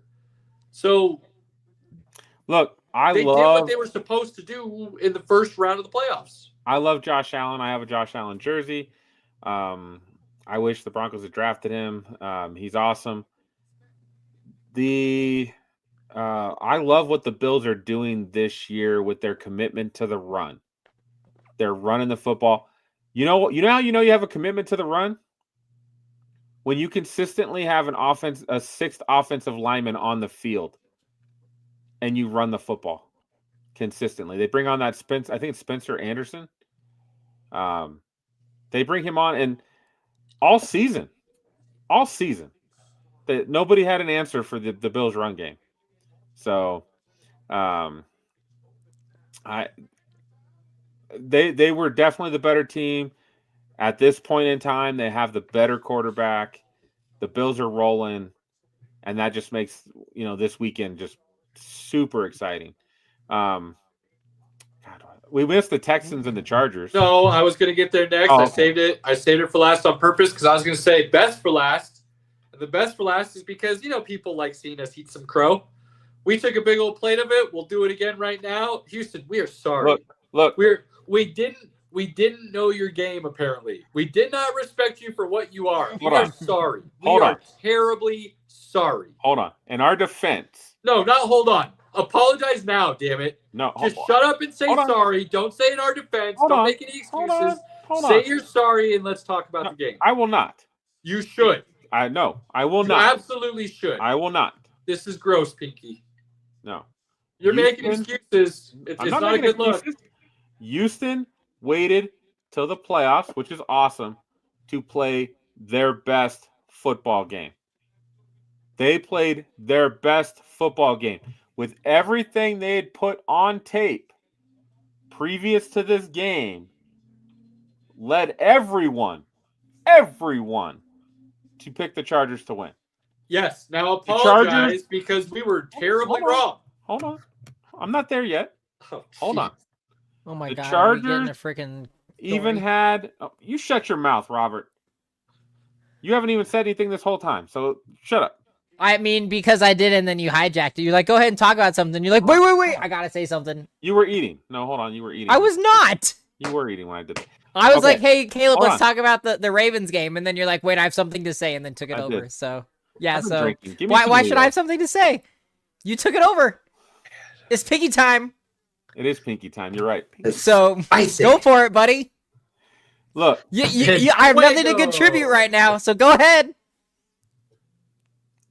Nothing now? Yeah, okay. All right, cool.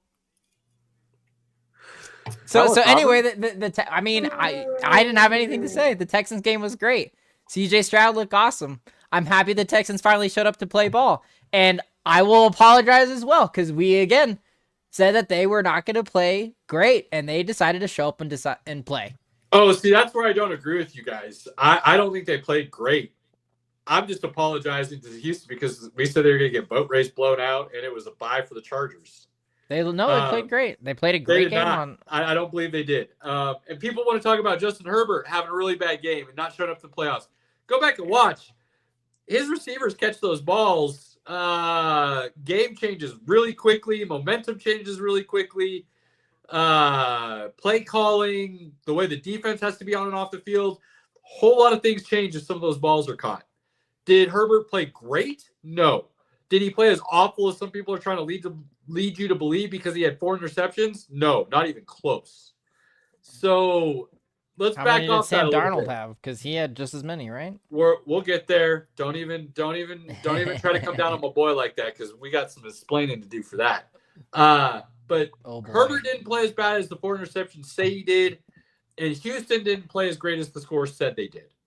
There are so many factors that went into the reason that they were able to open up the game the way they did, that, good for them. They took advantage of their opportunities. But to say they played great, like they play like that next week against KC, I do think they get boat raced. I think they get blown out because KC doesn't usually allow you to capitalize on mistakes like that. And they don't usually make that many mistakes. But like once every 30 games, maybe they have a game like that.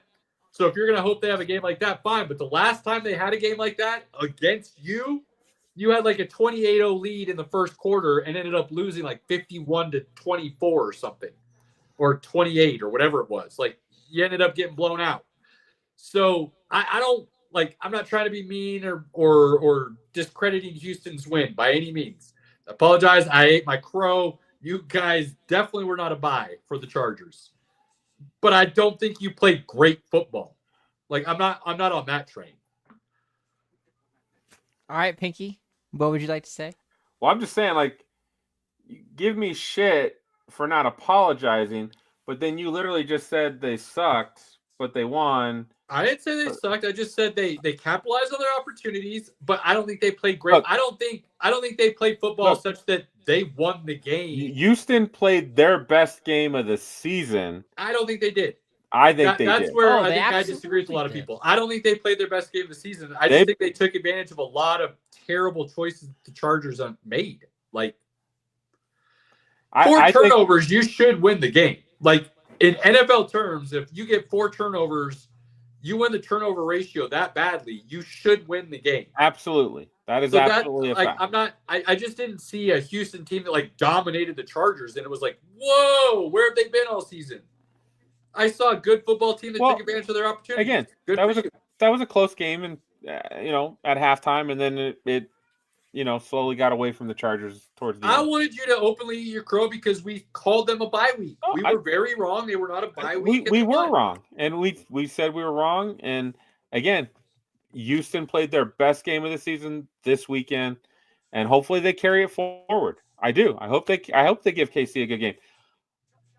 I was really disappointed as a football fan that all of the games this weekend were turds, besides the Commanders Bucks. So let's go talk about that. Let's brighten the mood a little bit. Let's move over to the NFC and let's talk about the Commanders Bucks game. Did the Bucks and Baker lose it? Did Washington win it? Was it just one of those games that kind of whoever got the ball last and had that opportunity was going to win? How do you feel about it, Pinky? I do think the Bucks lost that game, and I think they maybe weren't aware of what some of us have seen all season. Jaden Daniels knows how to finish games. Hell yeah, he does. Hell yeah, he does. The games might not be completely pretty throughout, but when it comes to crunch time, that kid knows how to fucking win. And as a football fan, you gotta hats off to Jaden. Not everyone has that in them. No. Of being in control when the chips are down and you need to win. I also don't think it's a learned trait. I think you can teach yourself to become better in the moment. But I don't think, unless you inherently have it, I don't think it's something you ever can be great at. You can learn to get better, but unless you have it, and I one of the things on Twitter I hate, there's a lot of Jaden Daniels, Bo Nix, back and forth, whatever. Can we not just appreciate both guys? They both have that trait. Well, and I don't like the excuse route, Pinky. I don't like to live in that world. I get frustrated sometimes when we go down those roads, but Bo Nix, if you want to talk about numbers and situations and what each guy did for his team, I think it's comparable in the sense that nobody thought either team would be where they are. And a lot of that was because of those rookie quarterbacks play. Just came out, though, that Bo Nix played with a broken back from week 12 on. That's going to affect a lot of things you do as a quarterback. Throwing, running, even just turning around to hand it off could be a bit of an issue at times. So I think that news coming out did limit some of his potential. Well, that's why you saw I was wondering myself, why are we not doing designed runs with Bo Nix? He was very good at it early in the season. It was a weapon for us early in the season, then we just didn't do it. That's probably why, because we didn't want to risk, further injury to the And that's something that helped Jaden Daniels put up more numbers, is because it opened up that Washington offense. Oh, right? most teams have no. Yeah. He's not Lamar. No. He's not Lamar. Lamar's is in his own league. He is. Lamar. But he has a lot of Lamar light-esque. He's not a running quarterback. He has a lot of Lamar type traits, though. He has the ability to kind of somehow seem to avoid the big hits. He's got just enough burst to kind of get away from you. So Lamar light, if you want to call him that, I wouldn't be mad about it. I think he's Lamar light. I at this moment, I think he's a better passer than Lamar was when he first came out. I'm never going to agree with that, but that's only simply because I don't think Lamar was given the opportunity to shine the same way Daniels has. Lamar sure as shit didn't have no Scary Terry on his team. I mean, if we're being honest, he still doesn't have a Scary Terry on Good night, his team. Jack. Be good, buddy. He doesn't have a Scary Terry on his team. That is true.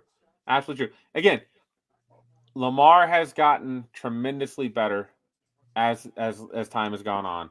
I think as a thrower of the football, as it stands in the NFL, Jaden Daniels is further along than Lamar was at the time.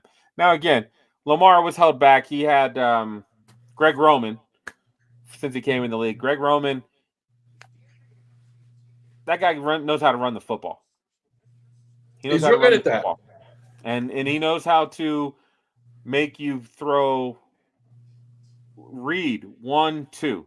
That's it. 1-2. That's it. So again, yes, I agree with you that his abilities were probably hampered his first couple years. Jaden's not got that. He's got Cliff Kingsbury. Cliff Kingsbury is a guy who likes to throw the football. He likes to create those opportunities. He's letting Jaden do that. That's why I think Jaden as a thrower of the football is ahead of Lamar. That may not be a fault of Lamar's. It's just a fact of what the situation is. Lamar could have done it maybe if he had a different situation. He didn't. So we didn't see it. That's fair. I mean, I understand where you're coming from. That's fair. So I think, me personally, I think Washington won this game. And yes, Baker had the late mistake that was costly with the fumble, and people want to kind of say this, that, and the other in those regards. But I think people are forgetting Washington, and Pinky just talked about it. Their quarterback is ice cold running through his veins at the end of games. Heart rate doesn't change. He's good to go. And they had multiple opportunities this season to be in those situations and win. So it's not just that they found themselves in those situations and lost and learned. They found themselves in those situations and found a way to win every time and learn. And that the confidence that builds as an athlete, I don't care what level you're at. If you know at the end of games, no matter what, if you have the ball at the end of the game, you're going to go down and find a way to win. That confidence that the whole team will have is huge. What quarterback has that undeniable clutch factor right now? When the ball's in his hands and Mahomes is got to be the top, right? Like it's Mahomes. It's Mahomes. Absolutely. When they are down, when they need points, Mahomes gets it done. He has the gene. I don't know if Jaden Daniels is on that stratosphere yet, but he sure seems like he has it. Ooh, Spence needs a beer. Coming in hot.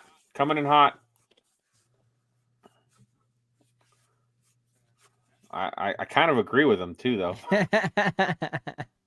We're not We haven't quite there yet. we haven't started talking about our predictions We'll yet. get there in just a moment, but ooh, yeah. But yes, Damn. again, Baker. I love Baker a lot, but Baker reminds me a lot of Brett Favre. And when he's really hot, he's really hot. When he's cold.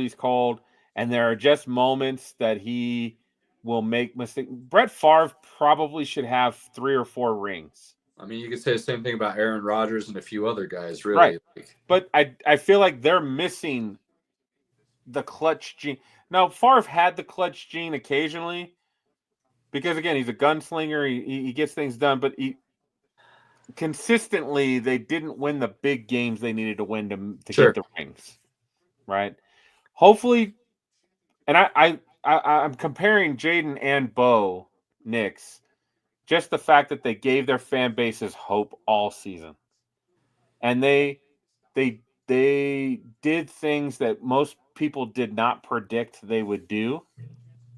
And both fan bases deserve that. They deserve having a quarterback they can be proud of, that they don't feel like every game is I hope we win. They're thinking, hey, we're going to win because we have our guy. Restoring some of that in 2 very classically great NFL. I think there's very parallels there of that. Again, change of ownership. Yep. Josh Harris come in. The Broncos just finally got an owner, so a little different, but still is almost like both franchises were rudderless, if you will. Right. I just feel like they're both in a very similar situation. If they got new ownership and new direction, and then they got their quarterback, and now they're putting on a show for their fans. And if your I'm head happy coach for and Commanders quarterback fans. is right in the NFL, you're going to do a lot of great things 99% of the time. I'm super happy for Commanders fans because after all the 20-some years of Daniel Snyder, they deserve this. Agreed. So, I will say this on the Tampa side. I can't help but wonder, why are we not talking about them as Super Bowl contenders, and what do they need to do to get over the hump and be in that conversation? Because I've eaten my crow with Baker. I think he's actually a really damn good quarterback and a franchise quarterback. They shouldn't let him go. I think they have a great wide receiving core, and Godwin's going to come back, so it only gets better. Godwin's not coming back. Well, I shouldn't say he's coming back. I meant he's coming back from injury. The likelihood is he will probably re-sign with Tampa because of the injury, because of his history. So I kind of feel like he goes back to Tampa. But we're not going to talk about that. Just do you know why Tampa? Just wait. Forget about that. Just forget I said that. Okay. Do you know why Tampa is not a championship contender like you're asking? Oh boy. Robert, do you know why they're not a championship contender? They can't close games. No. They've had a couple of those this year, though. But they've got a great offensive line. They've got a solid running game. They have a pretty legit defense. What is missing?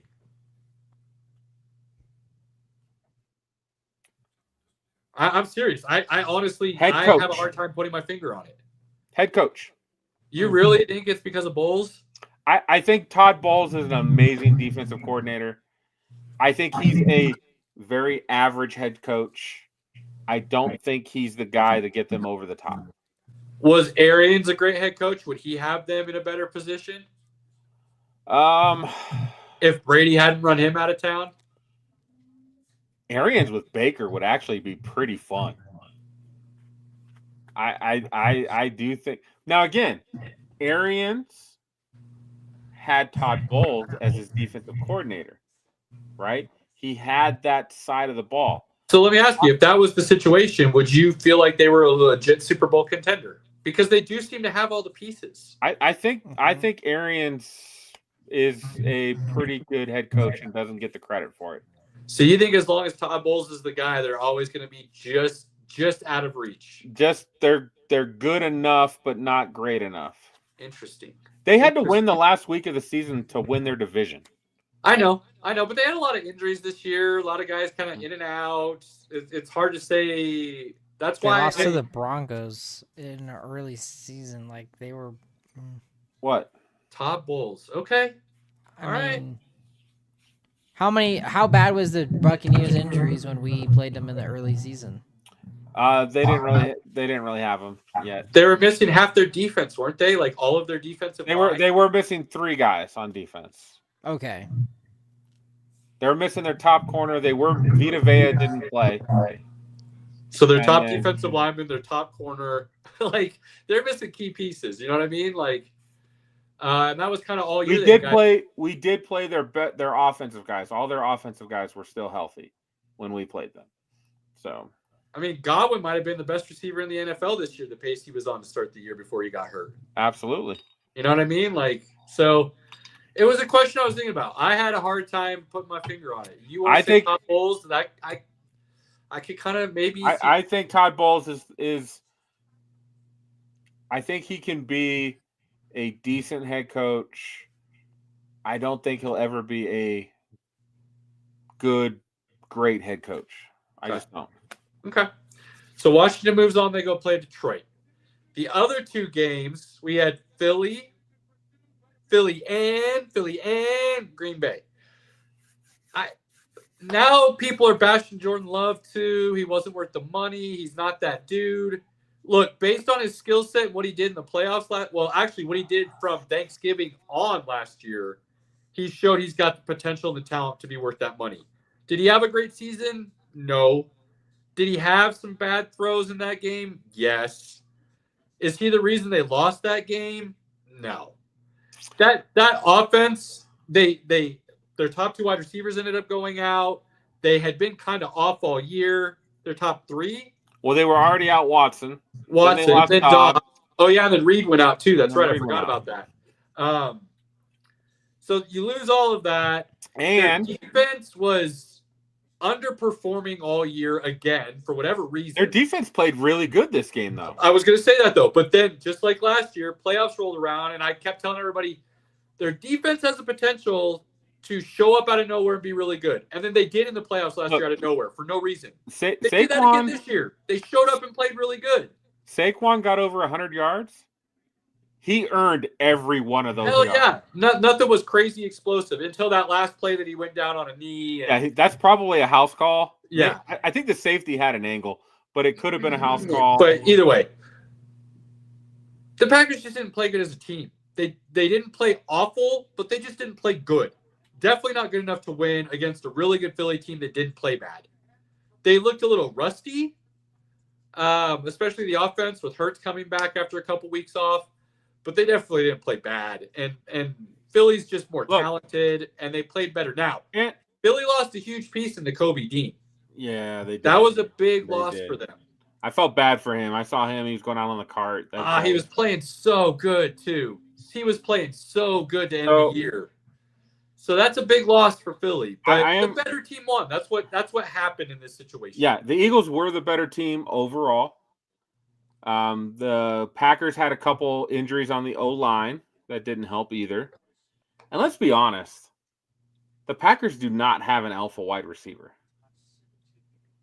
I really thought, and maybe not maybe, I bought into the hype too much coming from the mouth itself and Christian Watson. And there's something that I found really interesting that he talked about this offseason. He found out that, one of his legs is slightly shorter than the other.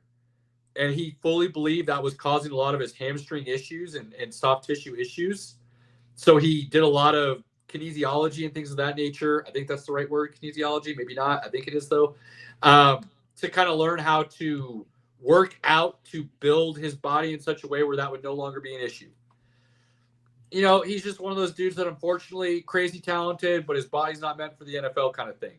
A lot of people call it injury prone. It's not that the dude can't play, it's that his body just lets him down through no fault of his own. I mean, let's be honest. By all honest. accounts, he did everything in the offseason to make sure he was healthy to play a full season. And his body just said no, right? Like, there's certain guys like that. Odell Beckham Jr. is probably a Hall of Fame player if he could stay healthy. Sure. So I thought Christian Watson was going to break out and be a true alpha this year. He didn't play nearly enough to ever find out. Romeo Doubs, unfortunately, while crazy talented and maybe is a true alpha, also has really bad injury history issues. I don't think he's an alpha. I think he's a really good number 2. Maybe.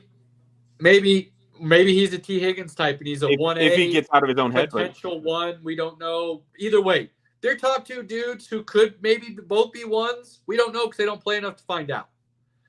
Jordan Reed? That doesn't sound right. Is that right? Jaden Reed, thank you. Really good. A lot of people thought he would break out as their number one this year. Injury issues too. But Devontae Wicks, injury issues too. Like they don't know what to do at wide receiver. Jaden Reed is a Swiss Army knife. He can do a little bit of everything. He's not an alpha though. You don't know that though because he's not playing enough. He could be a Steve Smith Sr. I don't think so. I don't think so. He's shown stretches of games where he has been that dude. Every single guy they have is a pretty good number 2. Wicks is probably a good 3, but they don't have an alpha. I think you go back and look at stretches, and all of those dudes have shown they could be an alpha. They've all had 4 or 5 game stretches where they just went off on people. Well, they have enough guys out on the field that make again.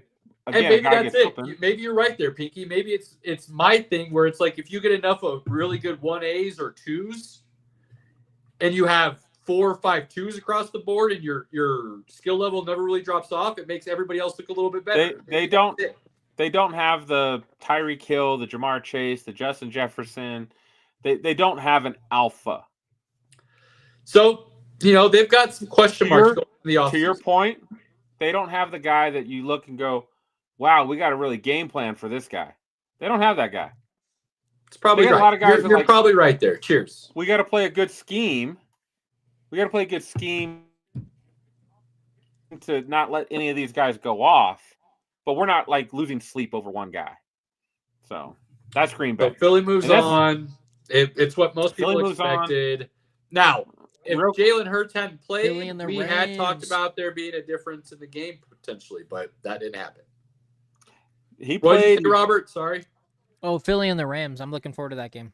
Oh, yeah. Well, let's talk about that last game. Rams and the Minnesota Vikings. I mean, the Rams. What a dumpster fire that was. Let's talk about this right now. Let's get the elephant in the room and out. You're blaming Sam Darnold for this loss. You didn't watch the game and you don't understand football. Now, I'll caveat that with Sam Darnold may have played his way out of staying in Minnesota. And we'll talk about that a little more here in a second. But if I'm looking at that game last night, for me, the order of blame and who should be at fault for that Minnesota beating that they took last night is first the head coach and Kevin O'Connell, because the offensive game the plan play calling was awful. It was bad and it never changed. They just never seemed to adjust. Secondly, I would say the offensive line didn't show up for a second week in a row, and it looks like the Rams were basically like, we're just going to do the same thing Detroit did the week before. We're going to run the exact same defense and just blitz the shit out of them. Rock you over. The offensive line isn't going to be able to stop us. We're good. So O'Connell first, game plan bad, never adjusted. Second, O-line. They did not block for their quarterback or the run game, really. Third, I would say the defense of Brian Flores is the blame. That top-level defense, a lot of people said might be the best or second best, third best in the league, didn't show up at all, and they never adjusted either. Nope. Fourth, I would say, would be Sam Darnold. To be a top quarterback in this league, you got to make up for some mistakes. He looked like a couple times last night he was seeing ghosts. And I will say, look, I'm a Sam Darnold truther. Call it what you want. That's fine. I will say I saw growth in those moments, though, because in the past he would have thrown some bad balls and turned it over.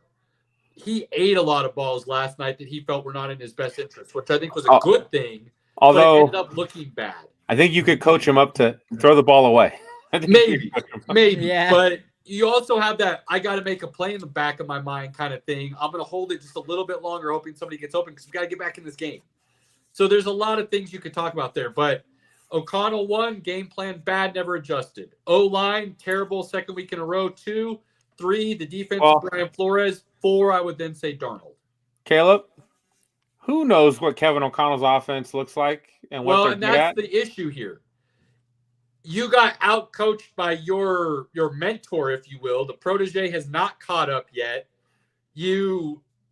What's weird to me is it looked like they tried to do the same thing against the Rams that they tried to do against Detroit. And Sean McVay was like, oh, shit, I'm just going to do the same thing Detroit did, and you're going to lose. And O'Connell just didn't seem to ever catch on. And that's weird because I think O'Connell is a really good coach. So hopefully he learns from this situation and really, really takes it to heart. But unfortunately, these last 2 weeks, I think, cost Darnold his job in Minnesota. And I think he will be moving on now because of these last 2 weeks through no fault of his own, really, in my mind. We're going to talk more about that. That's a bold move. It takes some guts to do that. But that O-line did no favors. You look position for position everywhere on the field. I'm probably giving a slight edge to Minnesota in all regards, basically speaking. The only edge that I think the Rams had was the head coach. And that proved out to be a huge difference maker. Well, no. Oh, and quarterback. Sorry. Quarterback. And quarterback. My bad. I meant to say the only edge I would give is quarterback and head coach. Yes. Matt Stafford, I would give the edge over Darnold. I would not. And Matt Stafford was locked in. Locked in. And I thought the Rams were going to play poorly based on them having to relocate to Arizona. Some players may be losing their house, their families having to travel with them. There's a lot of other things that they may have had their mind on outside of football, and yet they were dialed in. They were. Sean McVay really had them dialed in. This is not a situation where I think Minnesota lost the game by any means. They didn't play great, but it truly just looked like another team was very well coached and knew exactly what to do to win the game, and they went out and did it. That's what it looked like. They just executed a flawless game plan. And the Rams got up early, so then the Vikings were trying to figure out how to catch up and not let the Rams score anymore, right? Anytime you're having to play that game, it's tough. It's tough. I think there were two things that changed the course of the game. Two definitive plays, and they're both first half. The fumble recovery touchdown that got called back because they said Stafford threw a forward pass, which, if I'm being honest, even though I was rooting for Minnesota, it was a forward pass. And they're Do you know who hated that? Do you know who hated that? Everybody. I watched the video of it. Bill Belichick. Oh, yeah. When he was on with the Manning cast, he hated it a lot. They all hated that. But it was bad look. They were like, he's not throwing to anybody. By the letter of the law, he did move his hand forward to get rid of the ball, and there was a guy in the vicinity. The NFL should look at something like that, though, in the future and be like, no, that's a sack. At the very least, he was in the grasp, and that's a sack. To be like, that's incomplete, that's not intentional ground. Like, he's got his head down. I guess I could see them saying it's not intentional grounding because Puka's nearby. I will give him credit there. But that's a sack. He's in the grasp. Yeah. Like, I do think when they're giving these quarterbacks that leeway, that's what makes defenders go, I've got to slam this guy to the ground. Right, and that's what I hate, because it's like, because they lighten up, because they don't want the huge unnecessary roughness penalty that would overturn a turnover and everything else, which is stupid to begin with. But because of that, you see things like this, and the NFL's got to make a decision. Like, you can't have, it's a bad look. So that was a big deal. That would have tied the game at 10. And keep in mind, Minnesota got the ball to start the second half. So then that leads to the next thing that happens. Time winding down in the first half. I think there was like 2:40 left or something like that. I think they were just over midfield, if I'm remembering correctly. It was like 4th and 2. And they went for it. Because again, if they could score a touchdown, they'd be down by a touchdown at that point.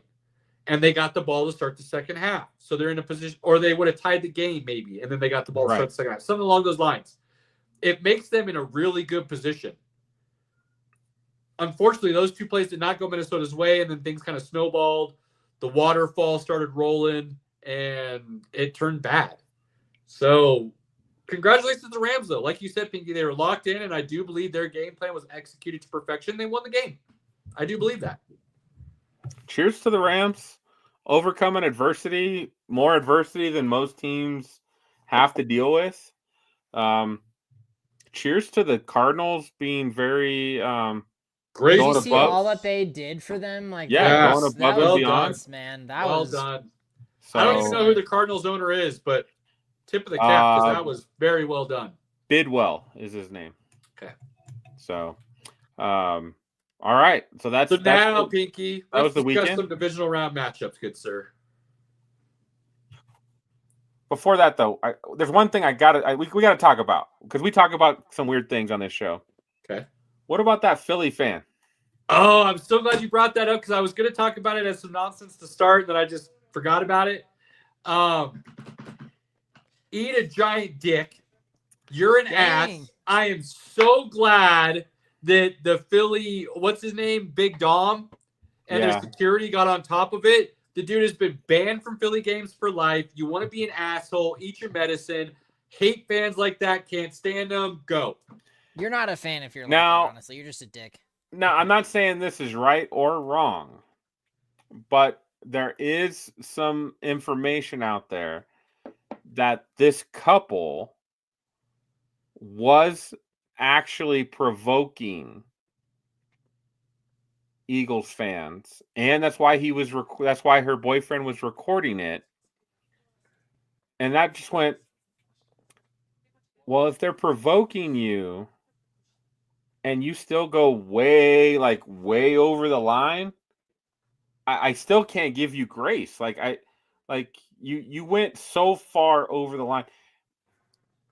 If you can poke the bear all you want if you're doing it in such a way that's not being an ass. Look, if you went to the Raiders black hole in a Broncos jersey or a Chiefs jersey and you were talking some mad shit, your bad things are going to happen to you. Same can be said if you were an opposing team in Denver Broncos stadium. I've seen up in the 500. Broncos are not very great fan base a lot of times. Up in the 500. Now again, I've been up in the 500s. That's where I live. If you wear an opposing team jersey and you are feeding into it, you're being obnoxious right back, bad things happen. Absolutely. And that I think that goes with almost every stadium you're in. Probably.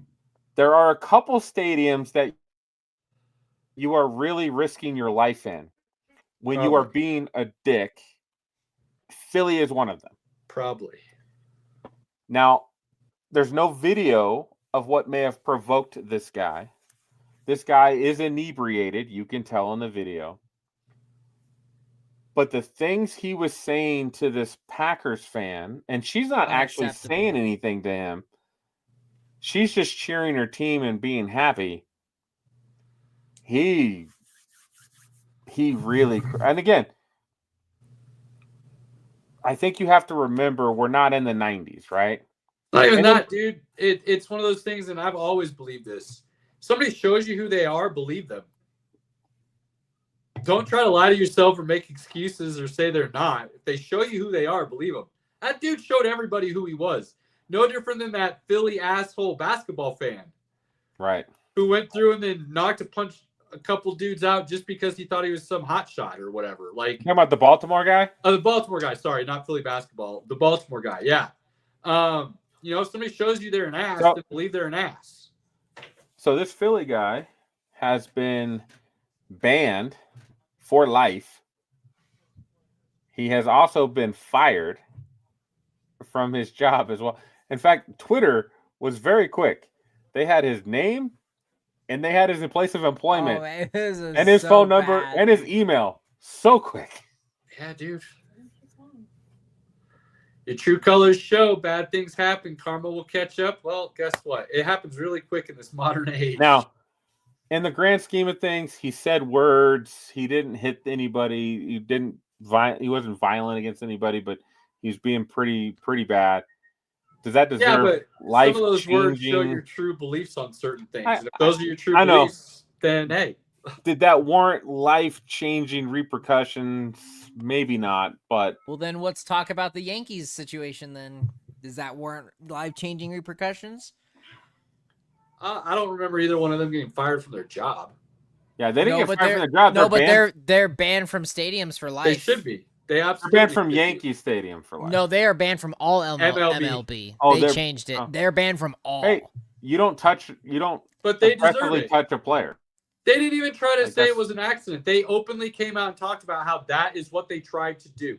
So ban them, Right. Because you went way above and beyond what any fan should be allowed to do in You- the stadium. So yeah, In a weird way, they tried to hurt Mookie Betts.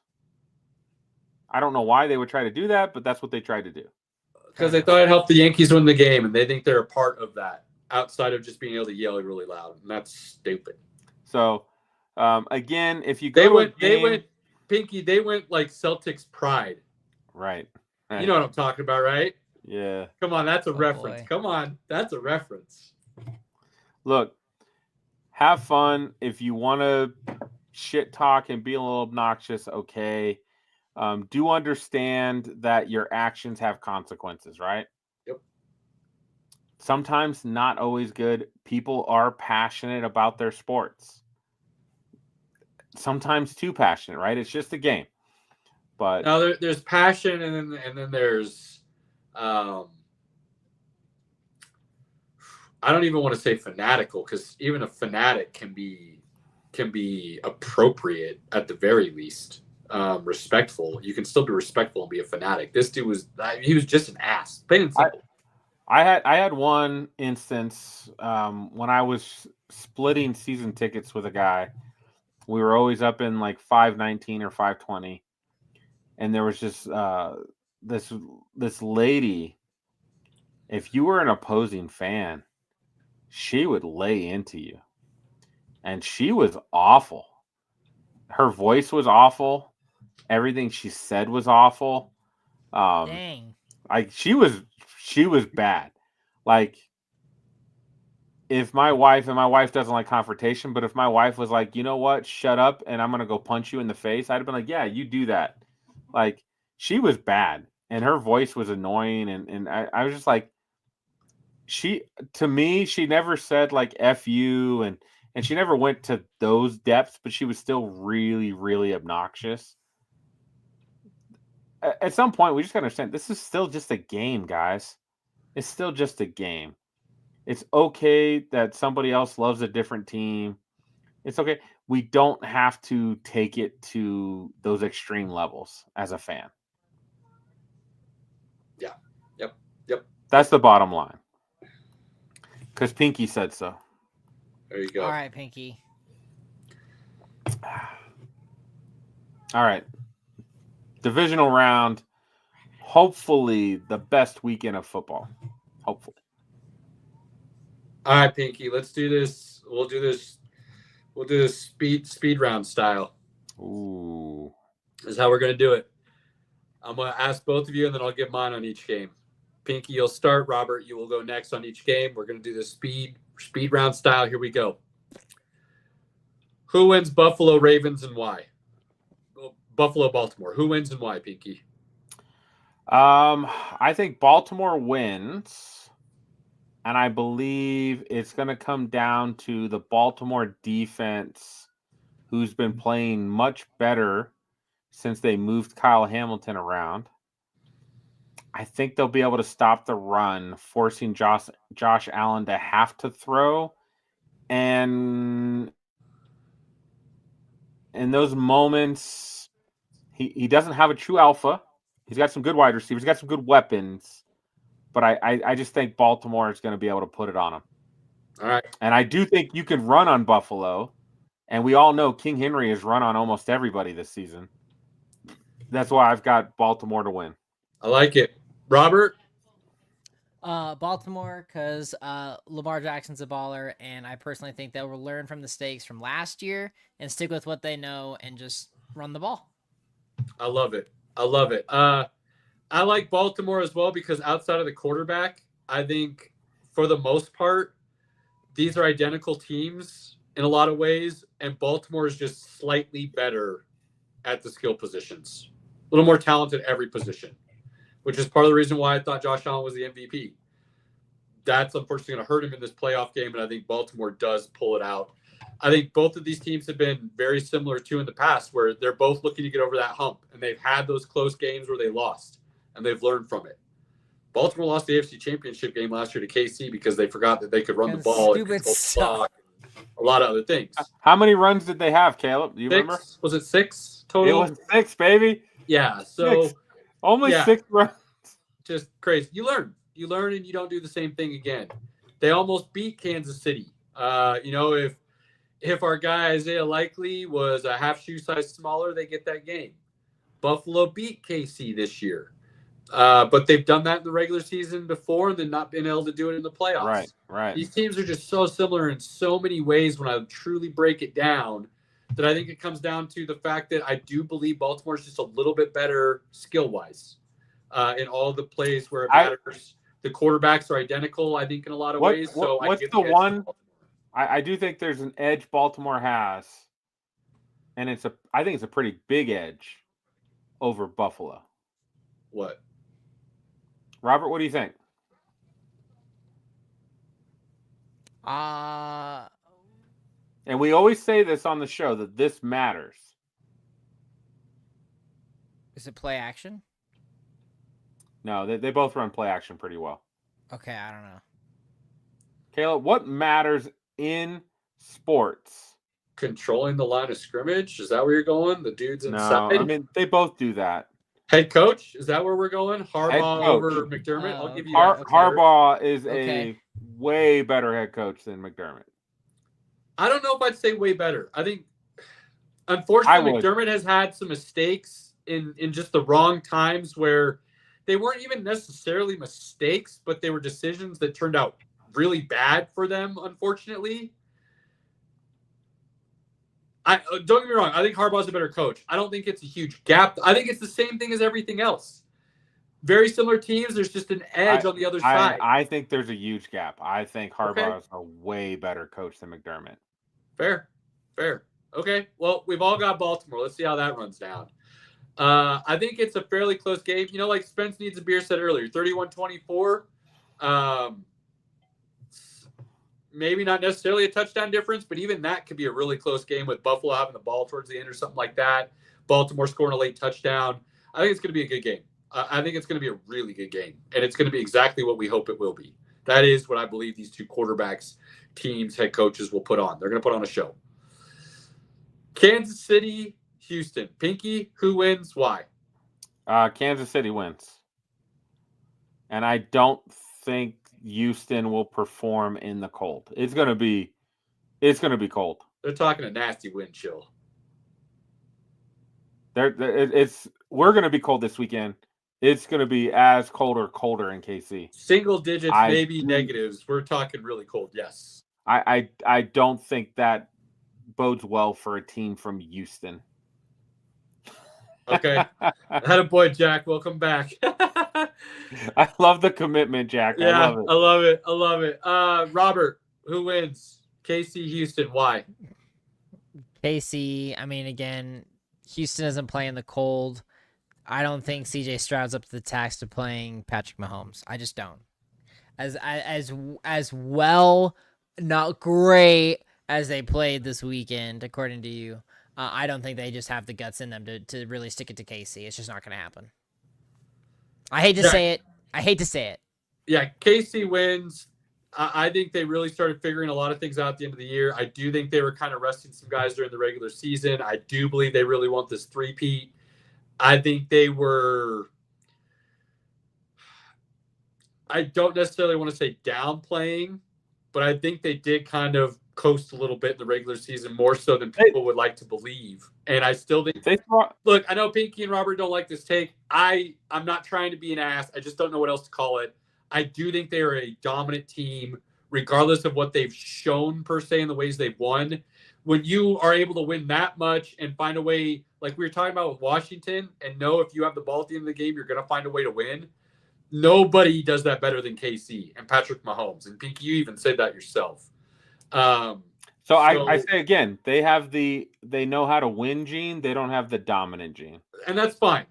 Semantics all you want there, but we still kind of feel the same way about you let them have the ball at the end of the game with a chance to win. They're probably going to win. I think we both kind of agree with that. So that being said, I do think they've kind of figured some things out. I think Hollywood Brown coming back and getting healthy was a big deal for that offense. Pacheco is back now. I think him and Kareem Hunt are going to be a big deal. It gave that defense a chance to get healthy with those 3 weeks rest. KC rolls. I truly believe they roll. And I think a lot of that is because Pinky said Houston played their best game. He believes they played their best game last week. And if they can repeat that, I don't think that's anywhere close to enough to beat KC in the playoffs when they're playing for what they finally want to play for. The only way they beat KC is if they can really pressure and hit Mahomes. That's the only way for me. That's what I think. Jack, just to let you know, I wasn't born until 1980, so you are definitely older than me, my friend. Man. 16 all right. years older than me, Pinky. So we've got Baltimore KC in the AFC Championship. That would be played in KFC for a repeat of week. What was that? In KFC, that's right. In KFC. KFC. Oh my God. My dyslexia and everything else is all over the place tonight. You're not even drinking that hard tonight. Come on. No, You're better than that. It's just bad tonight. In KC. And was it week 1? Did they meet and they lost? Week 1. So a repeat of that. That'll be really good if we see that. NFC side. Quick hit. Pinky. We got Philly and LA. Who wins? Why? Oh,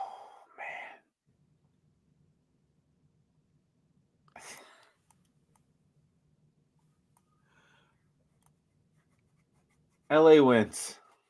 Whoa. And I don't even have a reason. I just have I like Philly.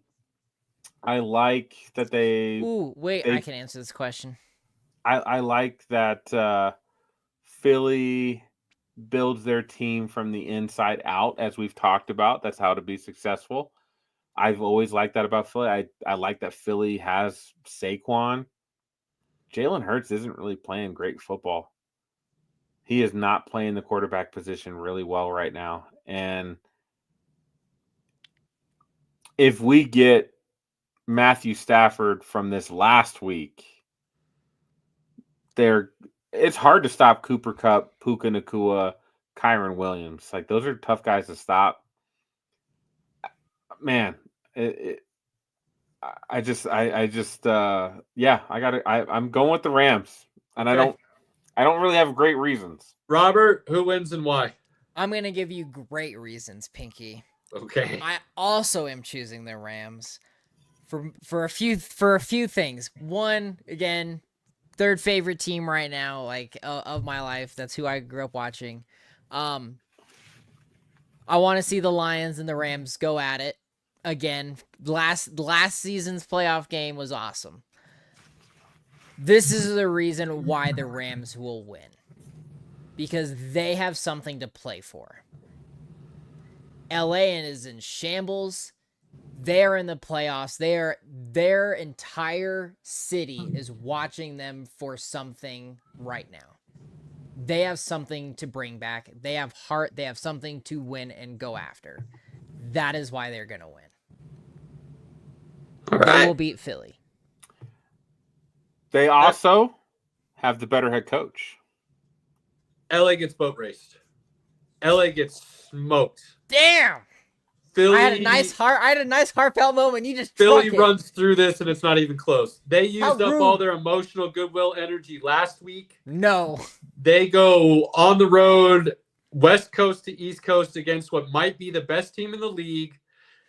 And yes, I said missing Jacoby Dean is going to be a big deal, but they have so many pieces on that offense. I don't know. That secondary is scary good. Kenyon Mitchell is playing at a phenomenal level.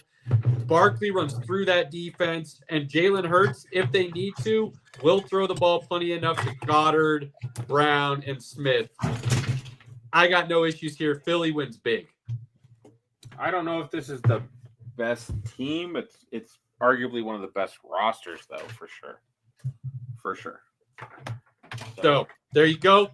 The other game, Detroit, Washington. Pinky, who wins? Why? Washington. No, I'm sorry. Hard. Oh, sorry. What? Detroit wins. I don't think Washington's defense will be able to stop Detroit from scoring. Okay. Okay, I was like, Detroit's gonna win. this is a great story. Washington's way ahead of schedule. Yeah. They have a great quarterback, but Detroit is going to put up so many points so quickly on these guys. I think this is what's going to happen.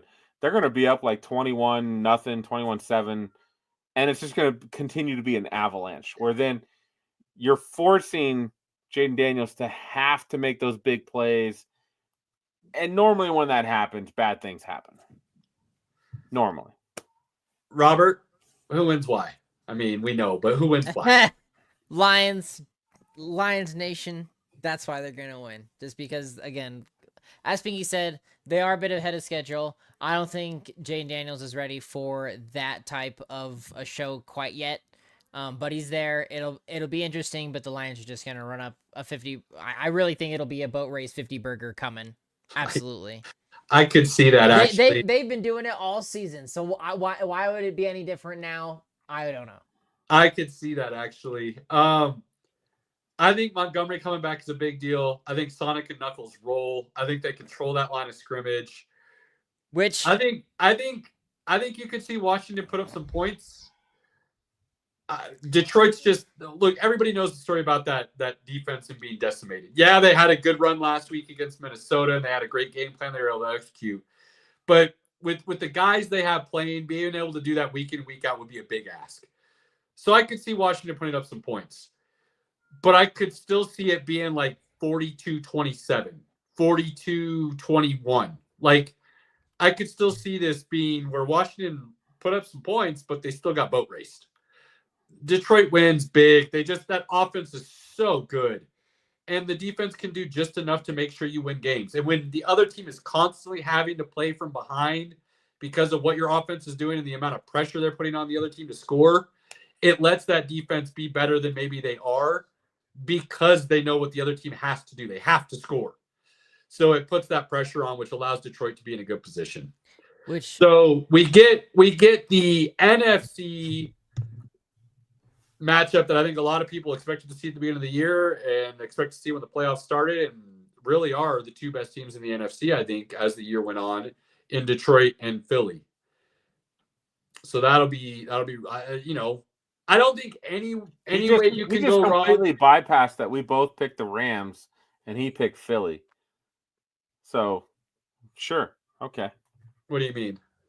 You literally just said Philly and Detroit's going to play, but Robert and I both picked the Rams to win. But it's going to be Philly and Detroit. I did say now. Yeah, I totally bypassed that because you guys are out of your minds thinking the Rams. No. Out of your goddamn minds. And if I got to eat crow, fine. We know I'm okay with that. But there's no way. There is no way LA goes into Philly and wins with everything they got going on. Can you answer this question here, Caleb? Why is Detroit's offense so good? Yeah, because they know what they are, and they have arguably the best run game in the league, and they play play action off of that with maybe the best play action quarterback in the league. Why are they able to do that? Because they control the line of scrimmage. They have one of the best O-lines in the game. I think Ben Johnson, look, and I've always believed this. Ben Johnson is a great OC, but OCs sometimes get a little bit too much credit when I'm not sure he's going to be a good head coach. When they have guys, when they have the amount of weapons Detroit has. When you can do what Detroit's able to do, a lot of times it's not necessarily because of the play calling, it's because of the players. So while Ben Johnson is good and he's definitely putting his players in positions to succeed, sometimes I think guys like Jared Goff don't get enough credit making that offense do what it does. So we'll see. But yes, sorry, Pinky, I did totally just bypass. You guys are crazy thinking the Rams are going to win. I don't know. I love Philly, man. I got my Jason Kelsey jersey. I like Philly. I love that their O-line and D-line are both awesome. I just don't think Jalen Hurts is playing good football. I don't. I think people are look. Everybody complained, and then they went out that week when people said they couldn't throw the ball, and they threw for 300 plus yards. And I think Jalen Hurts can still turn it on if he needs to. I think they're just choosing not to. I mean, would you agree that the Rams had the better quarterback and the better head coach? Yeah, I'm not going to argue that. So it's not crazy that the Rams could win this game. I think it is because unlike Minnesota, Philly's pieces are so much better outside of that. Their wide receiving core, their tight end, their offensive line, their running back, their defensive line, their secondary, their linebackers, everything. Philly is stacked. So yeah, I think it'd be a little wild, considering Minnesota had their opportunities to still get back into the game and make it a game, and weren't able to do so. Dude, the Rams aren't doing what they did to Minnesota's offensive line to Philly's offensive line. Like, there's no way that's happening. So you start right there. Well, you're not controlling the line of scrimmage. What happens then?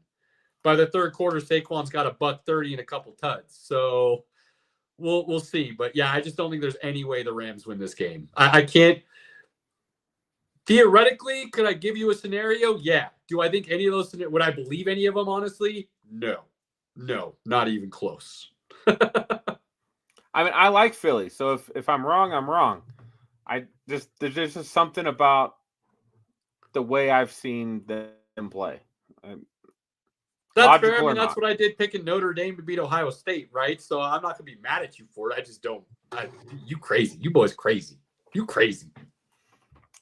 So hopefully it's a great weekend of football. I think it's Chiefs Texans on Saturday, Commanders Lions, and then Philly and Rams.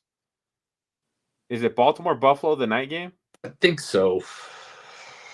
We need that to be the night game on Sunday. That needs to be the night game.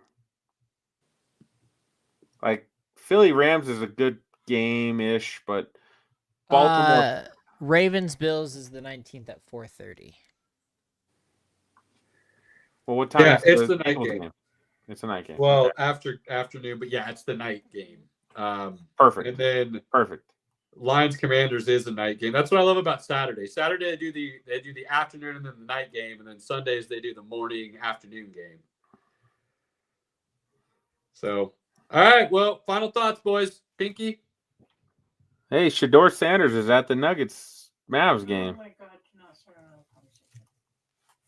All right, Robert. Final thoughts. Nuggets are rolling, by the way. They're rolling. Creature Commandos was awesome. I loved this entry for the DC Comics universe that James Gunn is taking.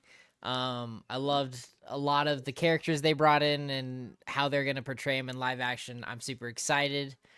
Skeleton Crew finale is out now. I'll be watching that currently after this episode that we are currently on, and I'm excited. A lot of good stuff.